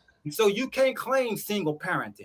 You're a single person that's raising a child, probably, but you're sharing the child with. And another issue is very important. So I came up in the Muslim community for over 20 years, a former imam, and a life coach, along with being a marriage counselor. One thing about in Islam that is happening is this: how many of you women were willing to give up your sons to their father? Because in Islam, that was a must.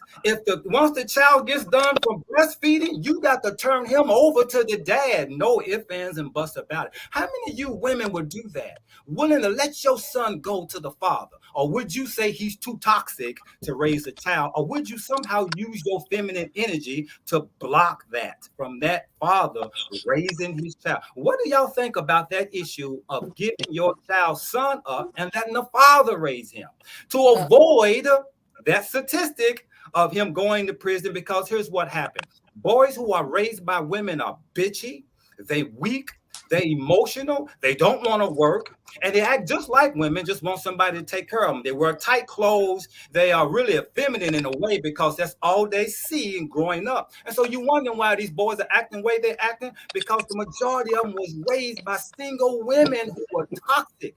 Imagine this. What Mishan just said, that I can show you a statistic. I know young men who grew up maybe dating a white woman, or he ended up being gay. You know why? Because chances are he had a toxic mother that always spoke bad about men or spoke negative about men, or she was so toxic that the son saw her have different men in and out the bedroom. Do you know there are certain boys grow up to be men? They don't want a black woman because they mother, how their mother behaved. They didn't see no trust. They don't trust black women because of that one thing their mother was doing. So they went and got a white woman. What did the therapist talk about on our show? How his mother treated him and how toxic he was, how toxic she was, telling him he wasn't going to be no good. Guess what he went to go do? He married him a white woman.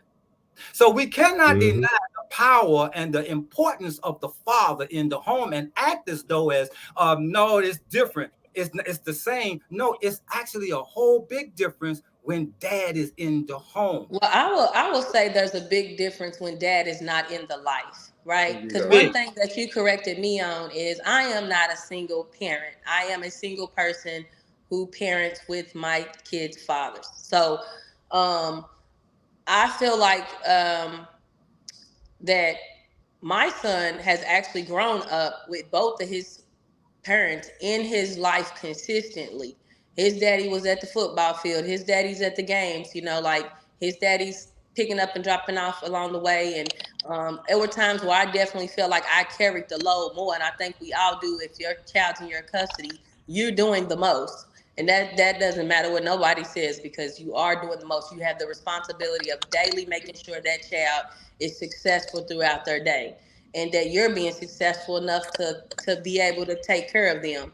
So, but what I will say is his father was in his life. So my kids have not grown up without their fathers. And I've been intentional about that because I did grow up without my father.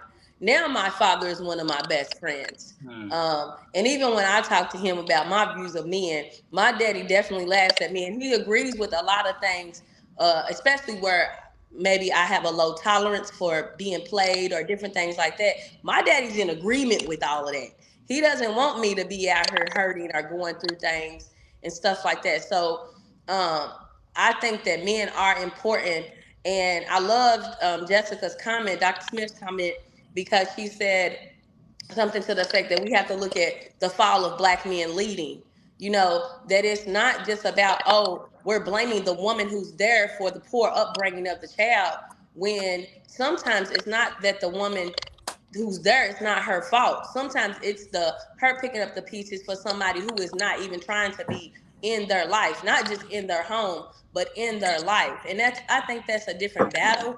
And I think that's a conversation for the men to have with the men, because if you got friends, or you're a man and you have friends with children who don't take care of their children, you don't never see them with their children, but they show up for all the fun and all this in life, but you don't see them taking care of their kids. Whereas you, as a brother, as another man, say, hey, it ain't cool that I don't never see your son with you at the barbershop. You know, that it's not cool that your daughter's out here dating these drug dealers and you ain't nowhere to be found. Like, instead of constantly blaming the woman or the feminine energy, or he's not gotten enough masculinity because he's been raised by a woman. My son has been raised in a house with me and his two sisters, and my son is like, he's the epitome of even what I think a man should be. Like, in masculinity, he's very, when he, even Valentine's Day, he's taking care of me, his girlfriend, his sisters. He's making sure everybody's happy. He's like a super good guy in that regard, and how he treats women and how he maneuvers. Like, he doesn't want money, he doesn't want things from women. He's good, he tries to get his own, he's independent. And I think those are the things that a lot of young men don't get, because they've seen their moms do everything. And with them seeing their moms do everything, they don't expect to have a lot of responsibility. And so you have a lot of men who want the privilege of being a king without being responsible for the kingdom. And now I'm too masculine because I'm saying, no, sir, you either gonna do this or you not getting ready to run this up in here and you're running amok, right? So now I'm too masculine because I stand up for myself and say, that's not the way I want to live under a man. You can't damage my life. You can't make me emotionally a wreck when I have to go out here and do my job and do what I need to do, because I am a primary breadwinner for your kids. So, and not even it's just about the primary of the money piece, but I'm talking about I'm caring for the children. Like, so you cannot devastate my life while I'm trying to care for your children and then blame me when they don't live up to the expectations you think a child should be reared in. Absolutely. When you're not around. Or you're not doing what you need to do. It's the sacrifice. There's a lot of the sacrifice, and I feel like Black women continue to do that, or women, period, who are single parents, or single mothers, or single people with kids, are continuing to make sure that those things get met. But then the man gets to pick and choose when he decides to be in his masculine energy.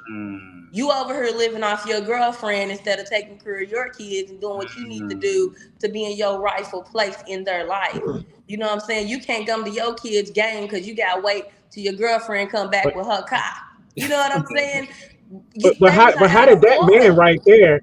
How did that man get to have kids in the first place? Wow. He was always that. And that's the question. He was like that. So how did he get to have kids? How did he get the booty thing? Hey, this is the true thing. No woman knows how a man is gonna be as a father until she experiences him as a father. That's and that correct. Is real. You can't judge that by what he does for a living, how responsible he is. I know girls that done had babies by CEOs who ain't in their kids' life. That's you right. know, or dudes that seemed like he was the best dude at the church. You know what I mean? And then when it's over, he's not in the kid's life. And it's not just the woman. It's not always about the woman being the gatekeeper of her vagina. That is the issue. Sometimes it is, the issue is these men have not been raised to be gatekeepers of the family. And that's true. That's where we're missing out. But John, give him the list. Give him the list, John. Give him the list of, we talk about it often. How should a woman choose a man? What are the things she should look for? Okay, so yeah, so not end up in that. There's three characteristics that that men have that you women are actually looking for innate, meaning your natural ability is looking for him. There's only three characteristics. There's no 4 or 5. These three characteristics are important. And I was going to get to that, but I wanted to ask a couple more questions, but I'm going to give it to you now. One is that you are naturally looking for a man that can survive. Number one. If he can't survive, what good is he to you, right? Number two, he must be able to provide. You know, what good is he to you if he can't provide? The number three, he must have guidance. Those three characteristics is what a woman is looking for innate, naturally inside of your natural self as a woman. Now, let's reverse that. Let's reverse those three into the man to what the characteristics he's looking for naturally in the woman. And they're just the opposite of being able to survive, provide, and to help guidance. First thing, the man is looking for a woman for support. Well, if I'm a survivor and I can survive, support that. right? Number two, if I am a provider, I must be providing to someone that is nurturing, that can produce. In other words, if I go out and get the food and I go out and do the hunting, she produces it and makes it nurturing for me. Thirdly, while the man must have guidance, the woman must have fellowship. She must be willing to cooperate. No man wants a woman that don't want to cooperate and don't want to listen and follow. So those three characteristics. Now you can add anything else. You can add better sex or flowers and all of that. But those three things are the basics. Now, when I'm talking about that, there are three subjects. There is one subject that I think women squinch when they hear this word. It's called submit. I don't like the word submit more than I like the word in alignment, because submission to me is a religious word that actually sort of like what dogs do, right? I like the word alignment. And I think Johnny Rose mentioned something that was important where she said, equally yoked, right? The yin and yang in individual. What I bring to the table, you don't bring, but what you do bring is what I don't bring. And this is how we bond and create family. Women are meant to produce, to nurture men. So in other words, if I give you my sperm, what are you going to do? You're going to produce me again. You see what I'm saying? If I go out and hunt and give you food and bring the food home, what you going to do? You're going to cook it in. You see? So when we look at these traits, these are very important. But I like another word that is better than that, sort of in alignment with that submission and alignment, as surrender. The one is surrender. And here's the problem with that. And I agree exactly what you said, LaQuisa. I agree. Listen, the man that don't got his shit together is probably the man that didn't have a father. And it becomes this cycle, because the cycle actually, the root of our problem still lies at the foot of the father, right? It still lies at the foot of not having a man in that spot. So let me tell you about something. And this is real quick, right? This word surrender. Let's say, for instance, you grew up in the hood. You know, you a woman, you got your guns and you got your rifle, and you living in the hood, shooting every night, breaking in. You at the door with your gun. You at the door. You protecting your family. You ain't got no choice. Ain't no man there. Now imagine when you finally get a man and he tells you, I got the door, baby. At that point, you supposed to surrender. Your ass ain't supposed to get the other gun and go on the roof. No, go to bed. That's what that means. Your father said something. You brought your father to my warehouse one day when he came in town, Joe. He brought his wife with him. You know what he said? It was very interesting about his wife. He said that what she did was gave him the keys. She surrendered because she knew she had the right man to surrender to. Imagine, women, you want a man you can relax your guard and let down. You don't want to be up there doing this, so fighting and stuff. No man is going to let a woman go out and march during the riots. I can look at those women and tell you those women didn't have men. If they did have men, they were punks, because they should have told their women, no, you keep your ass at home. If anybody, I'll go out there and fight. You see, the word surrender is important. And a lot of y'all been so busy fighting because you had to. But then when you meet a man, do you know how to surrender if he's the right one, and give him the keys? But John, real quick, there's not a lot of quality black men out here for women. That's right. To do that, man. I agree. You're putting a woman in a really bad situation by thinking that if a man comes in and has himself together, what does together look like? A woman shouldn't even care when it comes down to all this money, his career. If he's stable, if he's financially stable, is he mentally stable? Is he emotionally stable? And that's the key. Because every characteristic that you listed, John, that man should be doing the same thing. This is not a one-sided thing. No, it's not. Because if a man wants a nurturing woman, he has to be nurturing too. If a man wants peace in his house, he has to be peace too. That's the balance. But unfortunately, we don't have a lot of quality black men. So I do side with a lot of women who literally have to be out here and be masculine, because there's a lot of bad men out here. A lot of bad men. And they don't grow up. They can't grow up until they see themselves and look at the mirror and say, what am I doing that's causing issues? And when you said earlier about relishing roles to being a parent and giving the child to the parent, to the father? No. A lot of men are not even emotionally mature to even be a parent. And that's why you have them coming in and out of their lives. And most of the issue is because they're still selfish. They're thinking about themselves. Their mothers never gave them the opportunity to stand up. The mothers cook and clean. Their mothers did everything for them. So what they do, needy men seek masculine women to do everything for them. The woman that they fear is a feminine woman who actually knows and loves herself.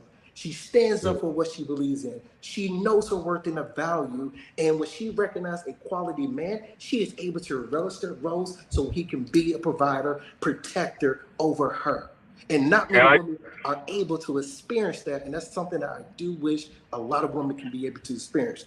But there needs to be quality men out here. There needs to be. Can I jump in there, please? Go ahead, I'm sorry. Can I jump in there real quick? Okay. And man, I think we said part of the rules were be careful in generalizing. Okay. Now the media has promoted. It wasn't to I guess be careful and generalizing. It was to understand that when we're speaking on one saying that, you know, there's an issue here with women, understand that it also applies to the other side as well. Exactly. And I think everybody here is of sound mind to understand that. So, you know, just understand for those who are watching that anytime we speak like that, it is implied that the other side has the same responsibilities and such as well. So go ahead, Uncle Me.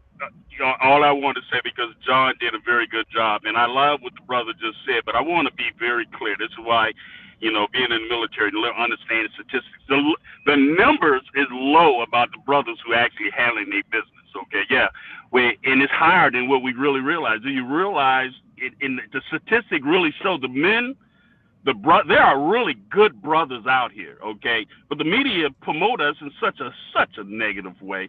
The brothers who actually they're taking care of their family, they are there. They are there taking care of their children, taking care of their wife, and they handling their business and things. But unfortunately, we live in the dominant European culture that's interested in only marginalizing and feminizing our men, so we don't look as positive and out there for our women, because many of our women, okay, and I'm gonna go here, all right, and I can say this because I'm sterile, okay. When I was out there, I learned how to have fun with the women, and before I realized it, you know, when I got married to my first wife, I remember multiple women coming to me, hey, me, sure, can you have kids? I said, baby, sure I can have kids. What you talking about, girl? Shoot. And then when I got married to my first wife and I went to urologists and everything, the urologist came to me and told me, sir, I got a question. I got to tell you something. I said, well, what's that?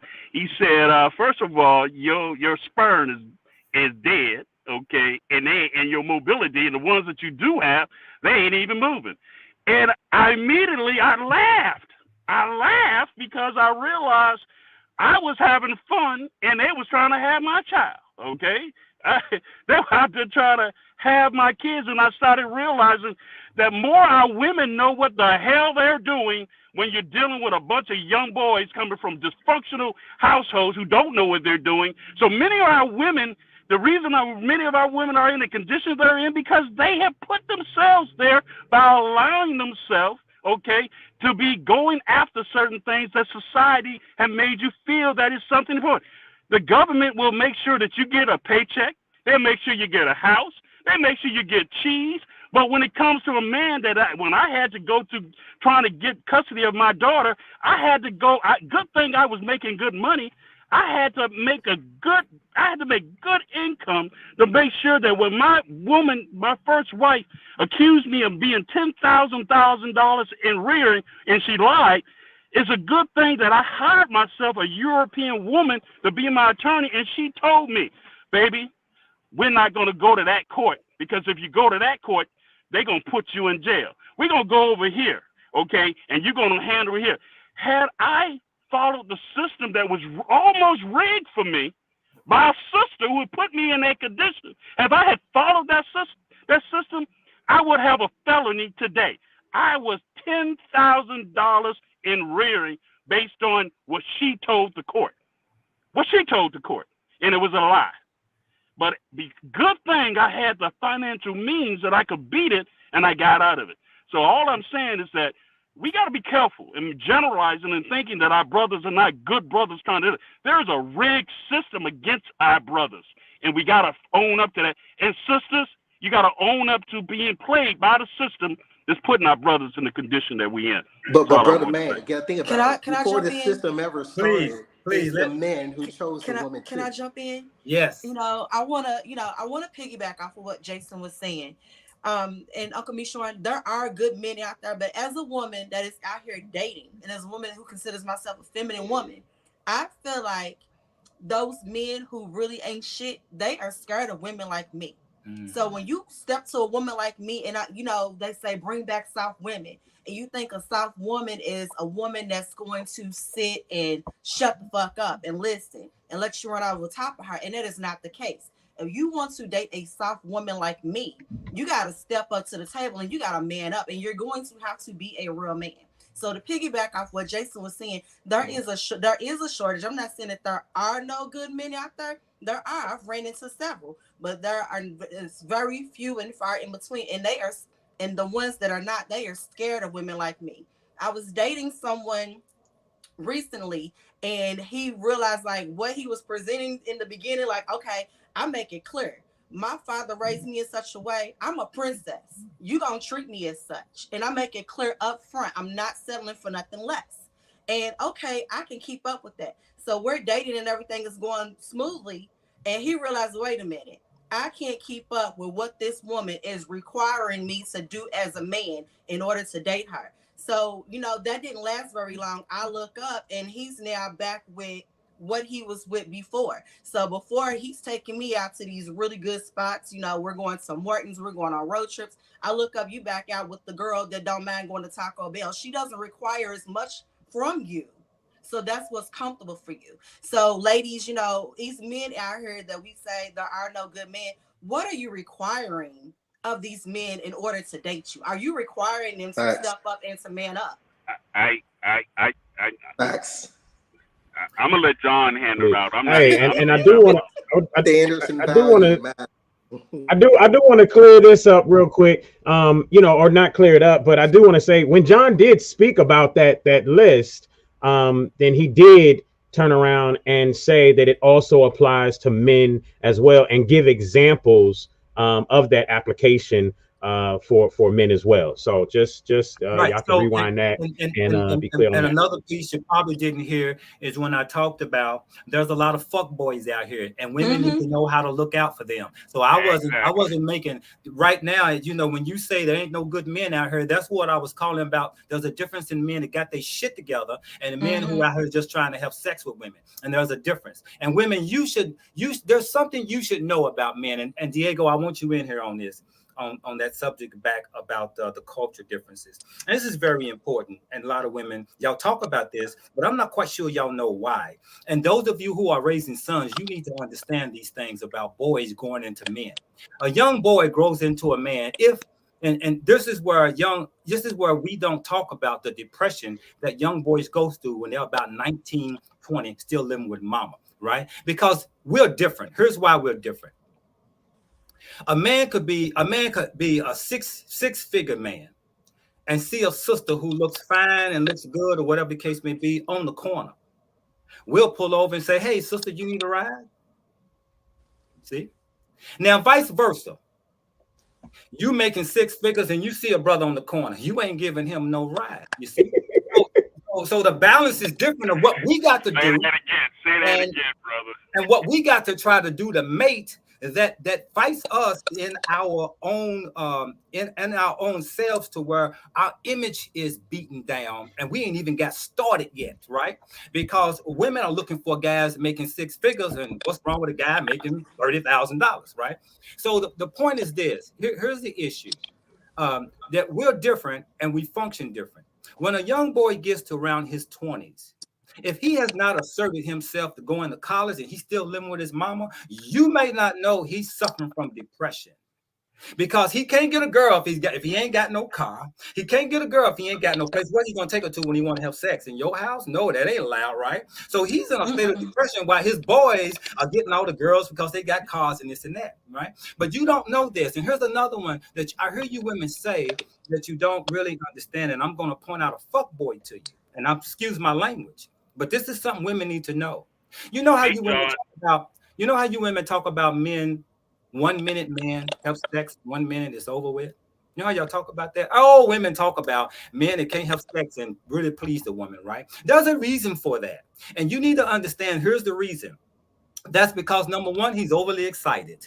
That is a form of ED, erectile dysfunction, but on another level. As an older level, when you get older, that's a different type of erectile dysfunction. But I'm talking about the one that the young man got that can't even hold and can't even have sex long. There's a reason why he is so anxious. Here's why.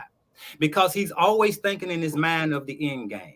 You are probably dating the one that probably masturbate every day and don't practice any self-restraints, right?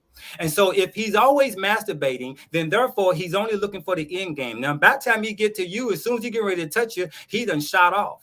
Because you have already identified a fuckboy. When you meet a man and the first thing he wants I love you, John. You all over it, bro. You all over it. When you meet a man that the first thing he's attracted to is your body, you best believe if he says, "Hey, baby, you got ass on you," he's not entering into your intellect. He wants to enter your womb. His only final, as we are as men, our final goal is to the womb, no matter how we got to get there.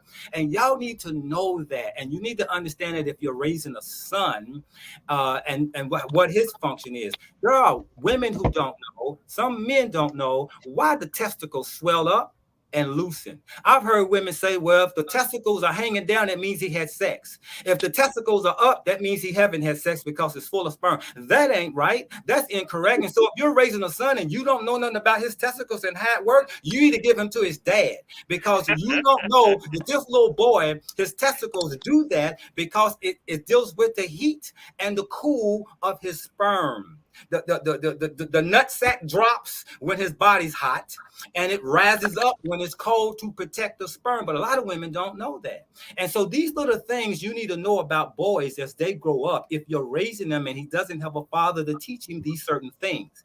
And now, again, this becomes into our culture and it becomes accepted, you see? So yes, the root of the problem with you women and men lies in the foot of the man.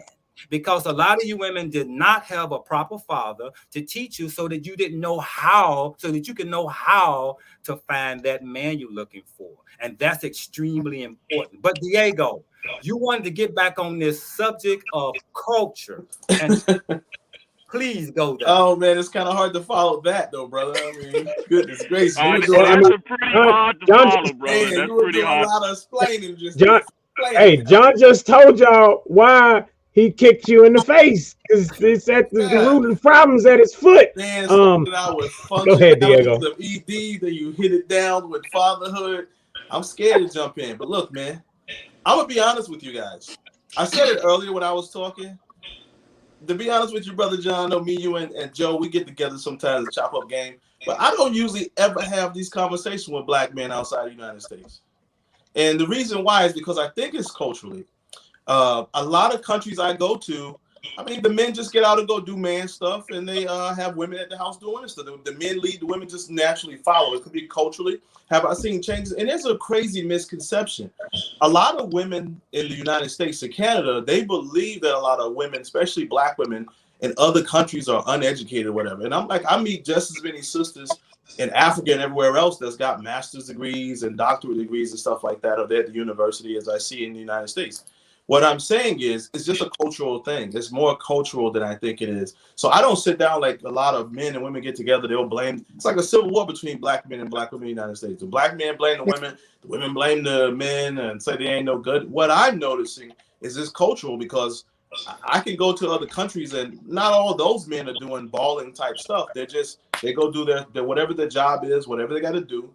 And they come home to their wife and kids, and their wife does the things that the man is looking at. It's more of a role-based setup than it is about us trying to redefine roles, or what does it mean to you individually or whatever. I'm just saying, I'm not saying they're right. I'm saying that's what I've observed. And me personally, I come from more of the role-based background. So that's what I'm saying. When I come back home, like I just got back home a couple weeks ago, it becomes exhausting to me quite often when I'm hearing brothers and sisters talk about this. When I go to the other places, when I'm around brothers and sisters everywhere else, they're just talking about what's their next move for their family, right? They talking more about what's the next thing they're getting ready to do for their family get together. So here's the question though, when it comes to that. Okay, that's cultural. So what is it that is what is it that's so different? And the only thing that I'm thinking, and the only thing I'm thinking is when it comes to music, when it comes to the dumb box, go ahead, tell me. 3 seconds and anybody can take over. The men in other countries don't put up with shit. No. I think it's priorities. It's priorities. I feel like the United States, America, the culture is different. And like I think John said about being selfless, about being selfish. A lot of men, and I'm not just saying men, even women, it's about being selfless and putting yourself last, especially if you have children. If you don't have children, be as selfish as you want to be. But don't be out here creating families, leaving children, starting relationships and thinking about yourself. If you want to be in a relationship with someone, you have to think about the other person a lot of times, because men are the ones that are supposed to set the tone. I do believe that. I think it was I think Quisha had posted on Instagram about that, about this guy was on a podcast who was talking about men set the tone in relationships. They do. You have to be selfless. If not, it's going to you're going to put yourself first, and then men are going to be doing whatever. And I think John had said something about surrendering. Surrendering to what? Whatever a man wants, or compromise. It's about being evenly yoked. You said something about riots, women going out into riots. Going out rioting isn't a masculine thing. That's a right. That's an American right to go and use your voice. So surrendering is different for everybody. It's about what you got and can you handle it. Okay. Some men like a woman that goes out and uses her voice and uses her platform and uses her smarts and everything that she knows and her resources to try to make a world a better place. That has nothing to do with protection, because I mean, even then there's police out there. You can be your own protector, or I would not want my woman out there doing that. That's let me ask you a question. I seen a post that said she's the type of woman you go to war with, not war against. And unfortunately, in our society, men and women are going to war with each other instead of standing toe to toe with each other and saying we're going to go to war against this world. We're going to go to war against the statistics, against the stigma of a black family. They so busy wanting to see the faults in each other, and I think that's just kind of where we at with it. When you look at civil rights movement and all of that stuff, like there were men and women going to war together again for their civil rights, but I think that's the thing about the masculine. It's the notion that the woman cannot protect herself, that she needs protecting, and I do think that families protecting, and I'm grateful to have this weird dynamic that I'm not, even though I'm not married or nothing, I know my kid's father's gonna ride for me if somebody ever try to hurt me or do something to me because they respect me as a friend. That's to me. Yep. But I think that we have this idea that you can't have those dynamics, or that a woman is supposed to be this way and that way. And what I, from this conversation, gathered, there's no one way to even be. We couldn't even put a strict definition on masculine and feminine because the balance is going to be how two people balance each other out. That there are men that have more domesticated, that they more domesticated, or there's women that are more willing to go get the money or whatever. I mean, that's just, it's all how you guys set it up and what y'all comfortable with, and the quality of living that you want to have, like income wise and all that. But to think that men and women are supposed to, you got to be this way or you got to be that way, because there's no one way. Like, I bet you, even if we lined up at the men that are married on her, I bet you all y'all's wives are different. Listen, different types of women. Yeah, there is a way. And everybody has a certain way to be, and that's where the equally yoke comes in. Value system. Yes. Correct.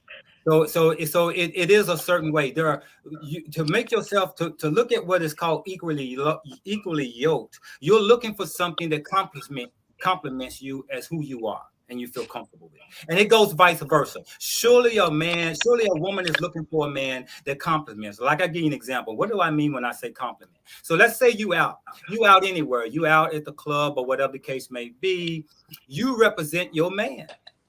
Right? And so they'll say, man, he's got a good woman. That's a complimentary to the man by saying that. So it is a certain thing that plays a role. But here's a question. Representation is not always real, right? No, I ain't saying it ain't real. I'm telling you that there are rules that based upon who you met. There is a way you have to be. Again, an example. You want a man that's well put together, don't you?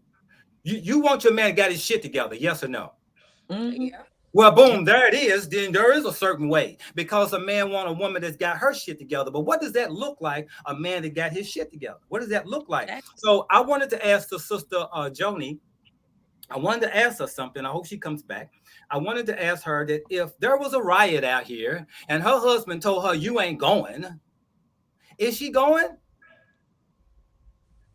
Well, I will answer for her, and I would say it probably depends on what the issue is. Then if she goes, then what you're doing is she gonna go bringing toxicity and conflict in the home because if you thank you for coming back. There she is, now, I'm gonna ask you this question.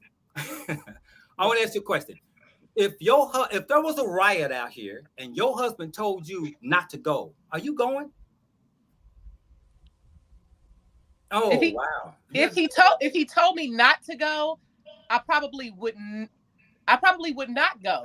But also, it's about who my husband is. He has to know me as who I am and what I'm passionate about. I'm not going to let just any man tell me whatever he wants me to tell me to do. That's the equally your part. What I'm trying to get you to understand is the surrendering part. If there's a riot out here and people getting killed and you say, I'm going to go, and he says, no, baby, keep your ass at home. Are you going?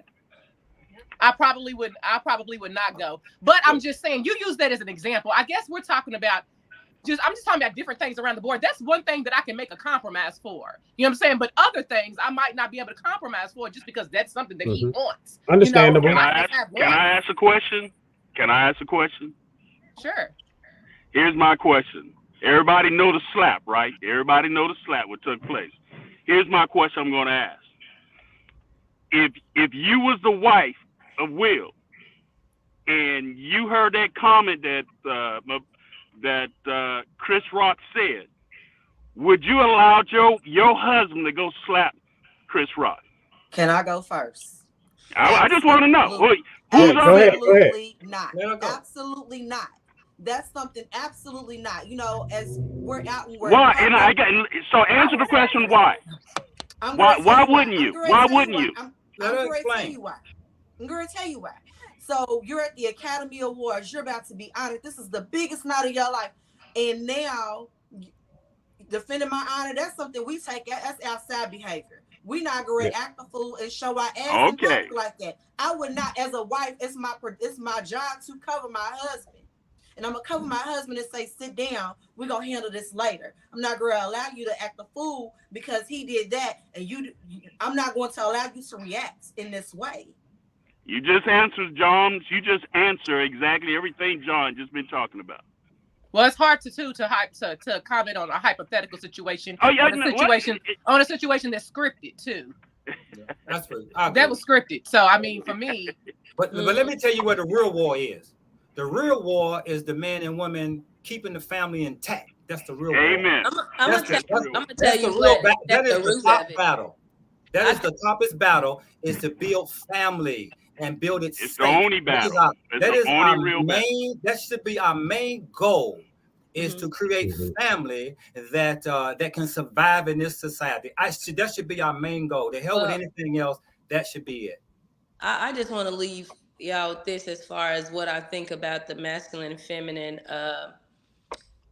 At the end of the day, I seen something a while back, and it was a question that was like, are you safe to love? You know, are you safe to love? Everybody ain't safe to love. You know, everybody is not safe to balance yourself with because they are unbalanced. And just because people present well doesn't mean that they are well. And you don't know that until you start to get to know people. And unfortunately, sometimes we move too quickly with people that we don't get to know well enough. And but as far as, you know, I think a lot of women would surrender to a man who is trying to do what is best for her and for him.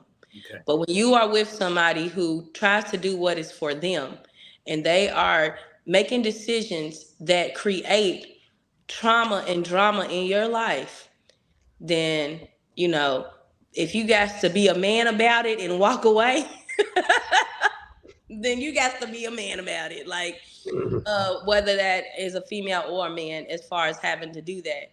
But I don't know. I just feel like a lot of times, you know, everybody's blaming each other for being unsafe to love, you know? And it's like, you have to look at yourself. What are you doing? How are you treating people? How are you treating men and women? How do you let your masculinity or your femininity define how you treat the opposite sex? You know, I don't think that most of the times we're competing with the men. A lot of times we're just saying, hey, like, I matter too. Like, you can't just do this or that. But some people think even doing that is emasculating the man. Holding the man accountable is emasculating him. And that's what I was thinking when someone said they had watched a man be emasculated. I think it was Mishan said he watched a man be emasculated up until went to the military. And I was wondering about that comment. Would it be emasculated or would it be shamed? Because even my friend Joni will tell you that her mother say sometimes you have to shame a man. Do you have to? So is shame and emasculation the same thing? Is me telling you that you should be ashamed of yourself and this is not how you should be operating in your manhood or in your fatherhood or in your employment or whatever, because I see you making mistakes and I'm trying to help you, being your help me. Does that make me masculine for questioning or your Holding authority or accountable. your decision making? Holding people accountable. So let me And sometimes in order to be an effective leader, you have to learn how to be a follower and how to listen. Sometimes your woman may know something. She may be able to teach you something. And you can't just say, well, I'm the man and what I say goes. It doesn't always work that way. And here's the part that's very interesting. I think that when we talk about equally yoked, you're right when you make that statement. Some men don't want a woman to put him in check or check him, but that's what she's there to do. If he falls off, she's supposed to, and he will feel challenged. He will feel like that his ego is being crushed. Right? That's the one that doesn't have control. And I think that part you're right about. There are some men don't want the woman to tell them that they're wrong about something because they feel a little belittled. Yeah. And I think even with what you're saying, LaQuisha and John, it's important to understand certain things, one very important thing, which is that words are important. So how you say something is definitely going to play a part. You know, I can't help but think about, you know, growing up and thinking about a woman being a lady and understanding how to say things to her husband. Let's just take a president, you know, a whisper in the ear from his wife to say things in a certain manner in order to get him to move in a particular direction, right? So it's about how it's being said. So I heard a therapist say that you shouldn't be in a relationship I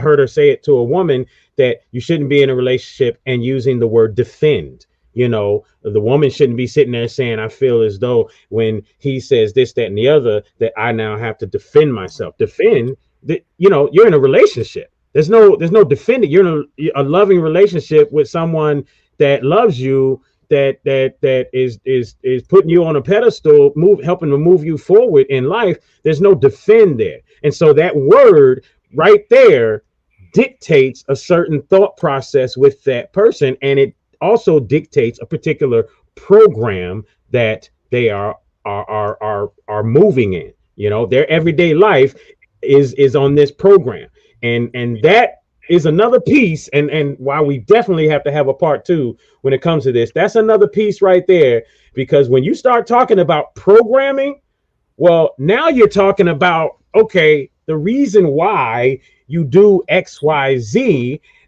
A computer is running, and there's different programs in the background, and all it takes is a button to press, and then all of a sudden, boom, that particular program pops up. You press a different button, and boom, that particular program pops up. Okay, well, associate that to a person. You got all these programs running in the background because you learned this way. You saw your parent get beat here throughout this time in your life. You experience a man beating you, or a woman beating you, or belittling you in this part of your life. And all it takes is for a button to get pressed. Boom, a trigger, right? And then boom, now that program is in full play. So what is that? What is that like? Okay, so a guy who has little emotional intelligence, all it takes is for that trigger, and then boom, now he's explosive. So that's something that I think, as we do a part 2 of this, because this is definitely going to be a part 2, that we need to explore that mindset and that program as to how people begin to act in certain ways because of this. So that is definitely something. Any last words as we go around? I know we can say a lot. Go ahead. Can Go I ahead, jump in there? Michelle. I just want to respond because sister, I don't know exactly who she was talking about when I made the comment about my father being emasculated, and the good thing is that I saw them be married for 27 years. I was already in the military, and when my mother became mentally ill, he divorced my mother because he's my stepfather. He divorced my mother when he got his manhood together, okay? And when my mother became mentally ill, he divorced her while she was in the mental hospital. And I wanted to whip his, that's a whole nother conversation. And I remember when after 20 years, we had been separated, and he made contact with me, and I wanted to defend my mother's honor. And I remember what my mother told me. My mother, and you already heard me tell you all, my mother lived with me here in Louisville now, okay? Everybody know my story. That's so I hated my mother, okay? Hated her with a tremendous amount of passion. But when he abandoned my mother, I wanted to defend her honor, and I wanted to whip his boy. But my mother told me, she said, baby, it's two sides of the story, and I want you to go sit down with him, and you need to hear his side of the story. Let me tell you something. That was the best thing that my mother told me. I come to find out that my father, who I call father today, okay, he told me he lost his emasculation as a man because all men fail. We mess up all the time. You know what he told me? He didn't know how to go get his balls back, okay? See, you women sometimes, we mess up. He admitted that he cheated on my mother. My mother held that over his head so much and everything, and it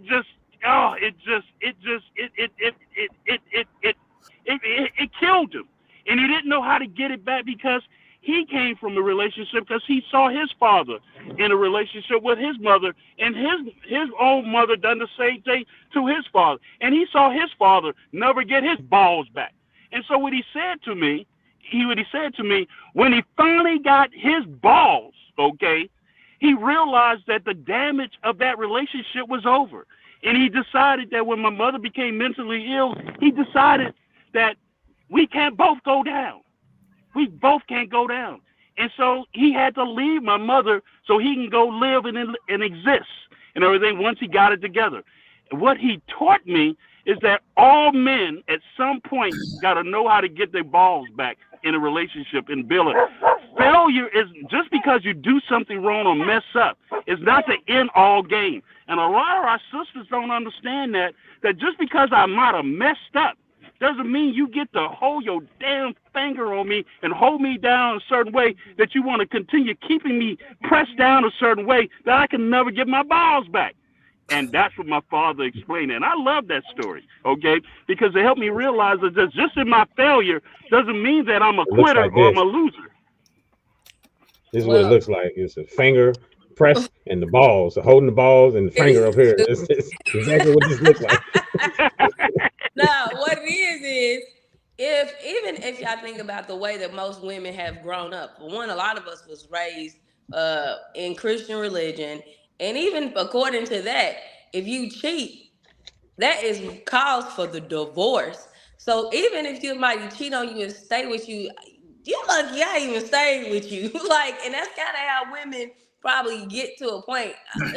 I'm probably not sticking around these days with that through that kind of stuff, and I think that that's probably what makes men think that that's masculine. That a woman is not going to sit there and show you grace over and over again about major things that impact her, like.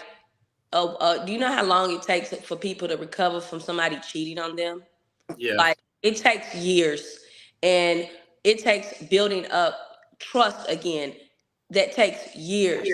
So the fact that you would treat your person like that, you're going to get a feeling or a momentary experience is worth them going through all that. That's more about how you feel about your partner than it is about how they feel about you and forgiving you and letting you recover and getting your balls back. You took your balls elsewhere. You gotta go find them things. And you play stupid games, you win stupid prizes. So at the end of the day, you can't tell me how to respond to you wanting to go out here and willy-nilly and do whatever you want to do. Balls is getting thrown around everywhere here. I feel some type of way. Y'all blaming it on the balls, and that's a problem. Yeah. I think y'all missing the point. It ain't even about the balls. I think y'all missing the point. Y'all just slapping the damn balls everywhere, holding on to the balls. Too much ball throwing. Hey, y'all think y'all missing the point, but it's all real good. Quick, Michon, just very quick, Michon. Go ahead. All I'm going to say, I think the reason why I use that conversation, the balls, because culturally, our demographics of men, I don't identify myself as black. I identify myself as an American descendant of slave, because I stopped the color of identifying to black because I realized the dominant European culture have helped our culture of men the inability of being able to have control. Now, I know John says that we're giving too much to the dominant European culture, but the fact of the matter is we were born in a society that we didn't have no control. Control actually came from my God, but the problem is we came under a constitution that did not allow our men. Now, they allowed our women, but not our men to navigate and walk out there. And a good example is the Emmett Till uncle. Everybody knows the Emmett Till story about the mother, but nobody really understands the story about the Emmett Till's uncle. The uncle, I can't think his name, but the uncle of Emmett Till, he sacrificed that young boy to save his family. And nobody talks about he sacrificed his nephew to save his family. Because if he would have stood up and tried to save that little boy, they would have killed him, his family, and all the kids. He is really the hero, okay? And not taking anything from Emmett Till and the mother, but let me tell you, he saved his family being a man and realizing, and so that made Emmett Till the Jesus, okay? But it's interesting that we don't talk about that.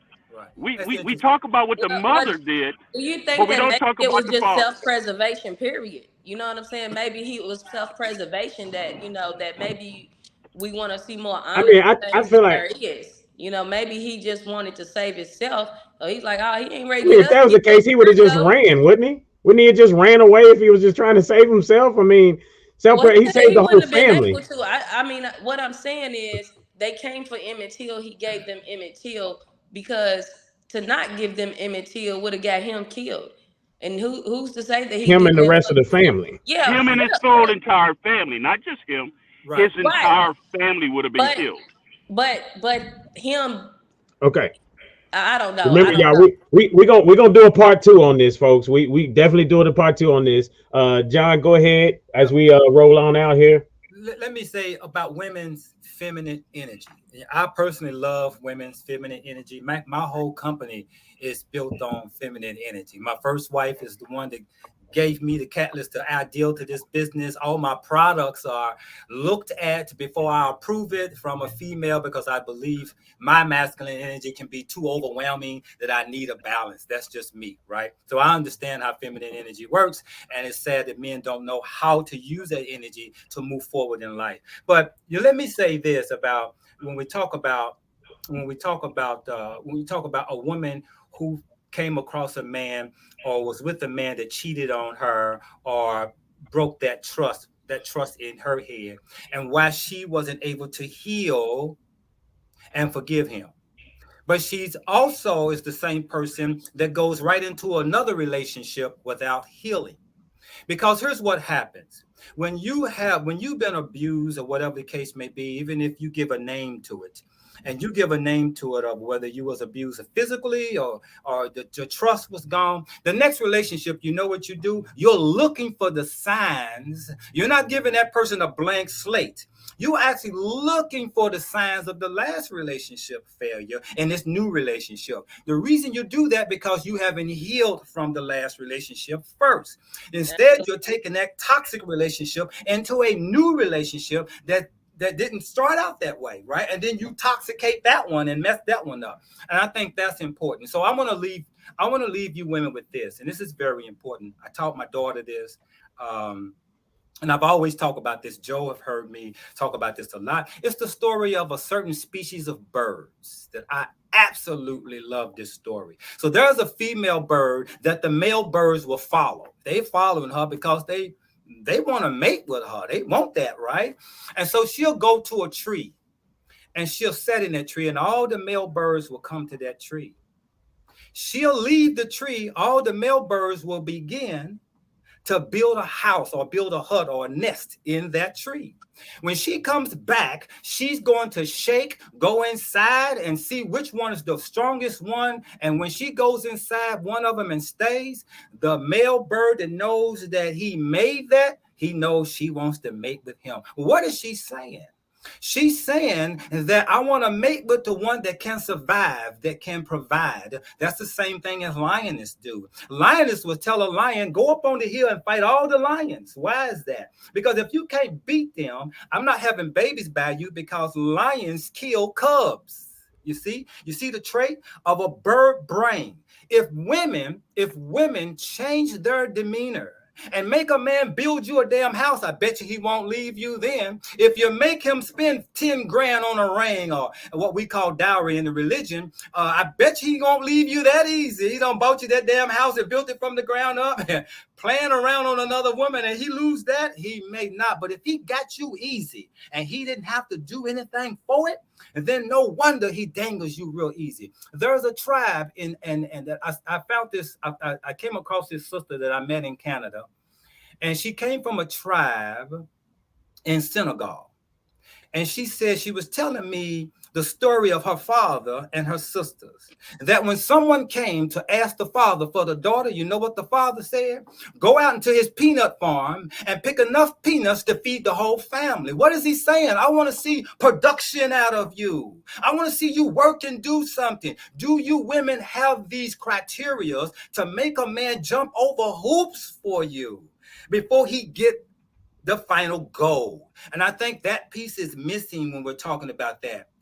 How we choose to mate. How's it equally yoked? What we going to make him do to get to that area? You women are in control. Let me tell you something. If you women wasn't choosing, and I'm not making a blanket statement, because some of you women, I know y'all don't choose these kind of men with their pants hanging down, ain't got no job, smoking weed all day. If you choose a man based on that, and you didn't have any other criteria, then you chose the wrong gentleman. And this is why we in this condition, because we don't make a guy go through something. Joe, you remember I told you the story of a sister that I know, a brother that came to talk to me about this sister. He said, man, I really want her, man. She's all that. She's educated. But she said, you know what she told me? She said, where are you going to be in 5 years? He said, he couldn't answer that. She said, go away and come back and tell me where you're going to be in 5 years. He came to talk to me about it. And I said, you need to write some shit down, buddy, where you think you're going to be in 5 years. What she's saying, I won't worry about your future.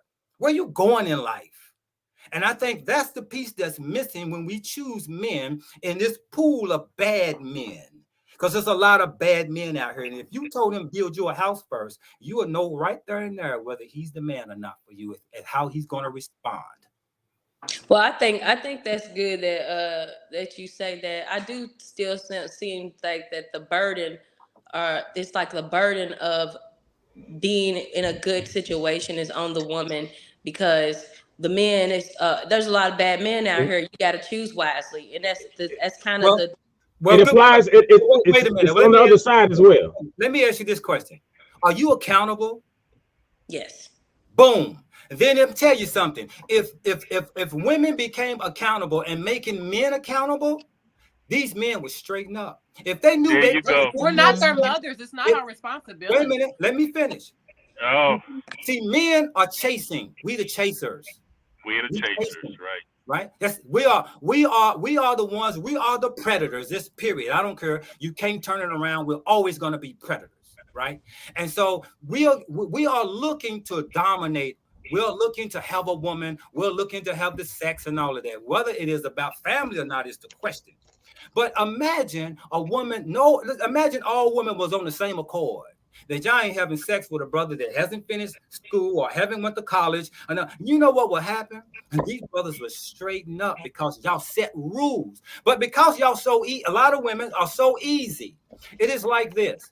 If you have a husband and your husband wants you to cook his food, and you say, I ain't cooking dinner for you, I ain't cooking breakfast for you, and he leaves that house and you didn't give him no sex or whatever the case may be, and he leaves that house horny and hungry. There's a hole around the corner with a sandwich all the time. There's always a hole around the corner with a sandwich. So when I'm saying there's a man around the corner with a bigger penis. What they need to do is everybody needs to be self-aware.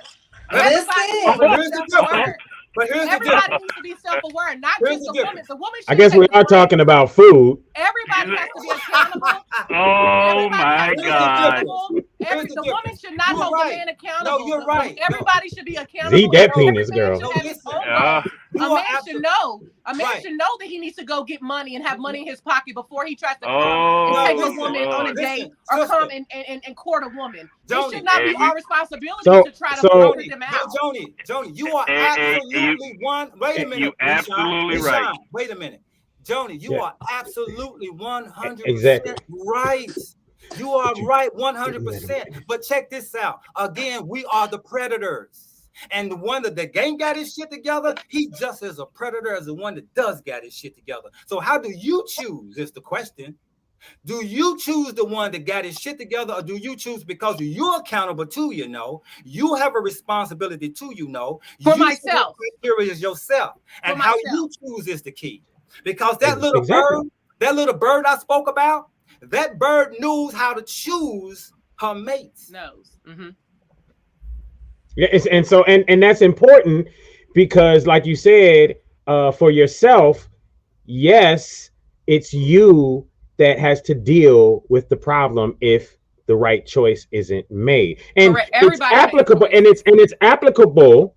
It's applicable on the other side as well. There's just different dynamics that play a part in that. So even when it comes to the man in choosing the woman that, you know what I mean? There's still application there that's important for them as well as the application that's important for you in choosing the right man. Like it sounds like in order for the man to get the woman or to get in her pants, she should hold him accountable if he's not doing what he's supposed to be doing. A man should want those things for himself. He should want to be self-sufficient and to want to have his shit together himself. If he desires a family, he should want to take all the necessary steps to get himself in a position. But it sounds like you're making excuses for why you chose the wrong man. Like that's literally how that comes off. Is it sounds like you're making excuses for choosing the wrong person. No, it's not. And there's a balance on both sides. Hold on. None of us here except for Mishan is married. So I feel like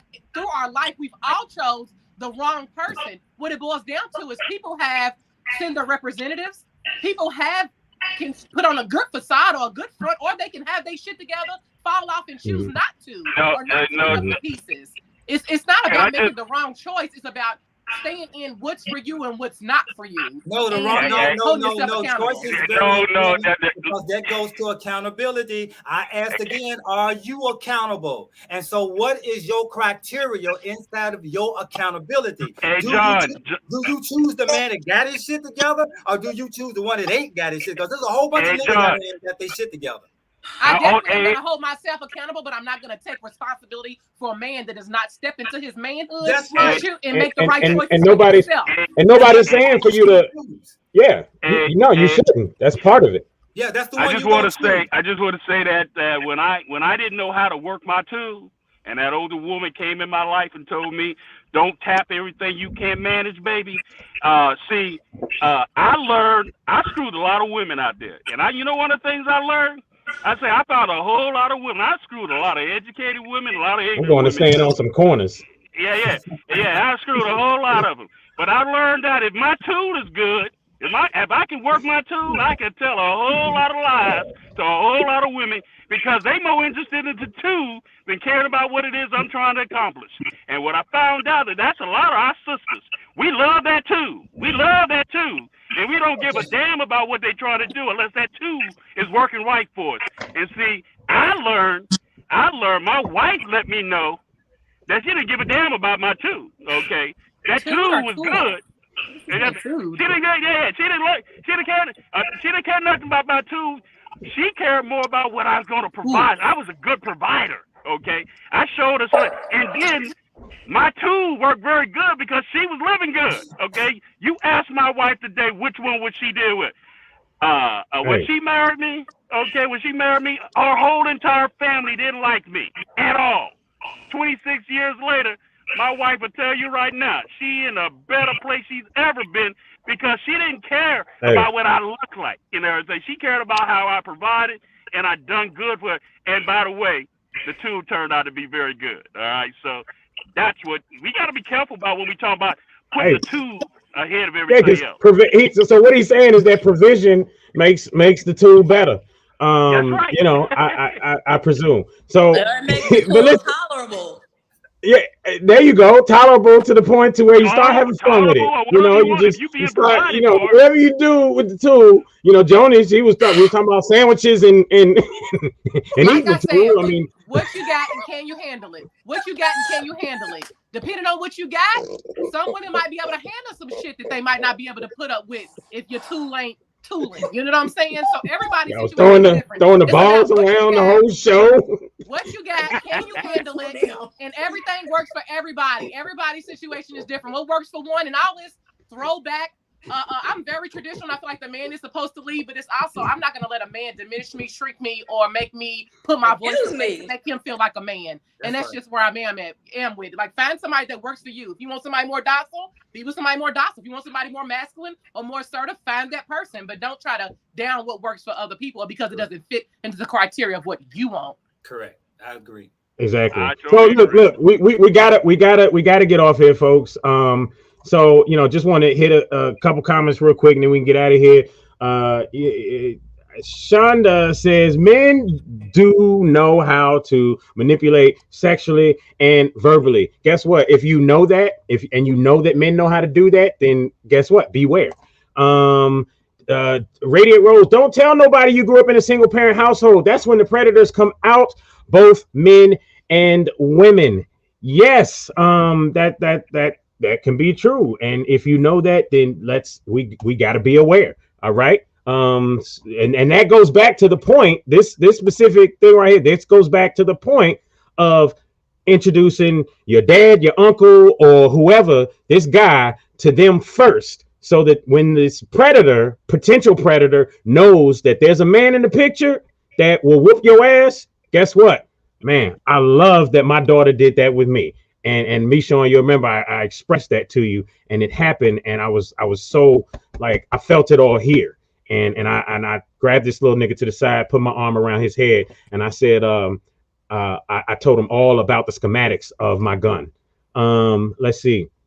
Amen. Radiant, the predator is waiting to pounce on that vulnerability, and with no shame, and will dog you out every chance you get, then play victim and make you feel as less than, and still show up to everyone as the man or woman. So with that in mind, we got to do a part 2. We have to do a part 2. This was fun. This was great. I love the conversation, and I think we still have a lot to dig deep in on, because again, we did not even get into a lot of the mindset of this whole thing. You know, how we got here via mindset, and that mindset that plays a big part into why we tend to choose certain things, this, that, and the other. Blair Smith said something earlier that was quite interesting, and I wanted to speak on it, but you know, with that in mind, she said something about the educated women. You only find them like in the U.S. as you don't find as many educated women anywhere else outside of the U.S. and Canada, and that's true. And that kind of goes back to Diego's point of what he said. In those other countries, it's just the men lead and the women follow. That, like, that's it. The women have to. The women usually have to. Yeah. No, I mean, okay, yeah. I think if you can't sustain a life yourself, but it goes into roles and understanding of roles. For instance, like there's this coffee that I'm about to start buying called Kawa coffee. A partner of mine told me about it. Well, the women go work the field and pick the coffee beans, and the men go out, work the business and sell it, right? So it's just the roles. It's just culturally what they do. And so again, it goes back into culture, even as John spoke earlier about the culture of what was going on when he was following the Muslim thing and giving the kid away to the dad, and that's just culture. That's just what goes on in that culture, in that community, right? So that's a big part that plays in it as well. I think that's probably the biggest part is culture, and this American culture is we're growing up in a store. We're growing up in a marketplace. You know what I mean? Yet we're trying to have families in a place that's really for buying and selling. You know what I mean? And so that's a dynamic in and of itself that is very difficult. We don't get that family, bonding togetherness type stuff that they do in other countries because they're not growing up in such the marketplace as America. So yeah. Listen, I enjoyed this. I absolutely did. I appreciate you, Joni. I appreciate you, LaQuisha. Absolutely. Ladies, thank you. Great conversation. We got a lot out. I learned a lot. Thank you, Michon, for coming in and joining us with this conversation. And again, I hope we can do this again. But it was nice meeting everyone that I didn't meet before. So anyway, loved it. And I'm gonna go and leave here and drink some tea and stand on the corner with my microphone with a sandwich. I'm about to go get a sandwich and go stand on the corner. I just want to say thank you all also for being a part. This was a good show. I think this was well needed. And ladies, I appreciate y'all. These are the type of shows that I actually love having these type of conversations. We need more of them. We really do. And I'm just going to leave you with this here. Don't tap. And this is what I tell young guys. Okay, I heard them talking about. Don't tap what you can't manage. Don't tap. Yeah, John, how often you hear me say that? All the time. I tell young fellas, look it up, dude. Listen up. Don't tap what you can't manage. Okay, and that's why I consider Uncle Michon. Little shorty don't get to stand in my way, pulling all these women in front of me, and I tell them, brother, you out there hoeing everything out there. These girls don't need these children out here. You out here wasting these young ladies' time. That's three things, Michon. That's three things.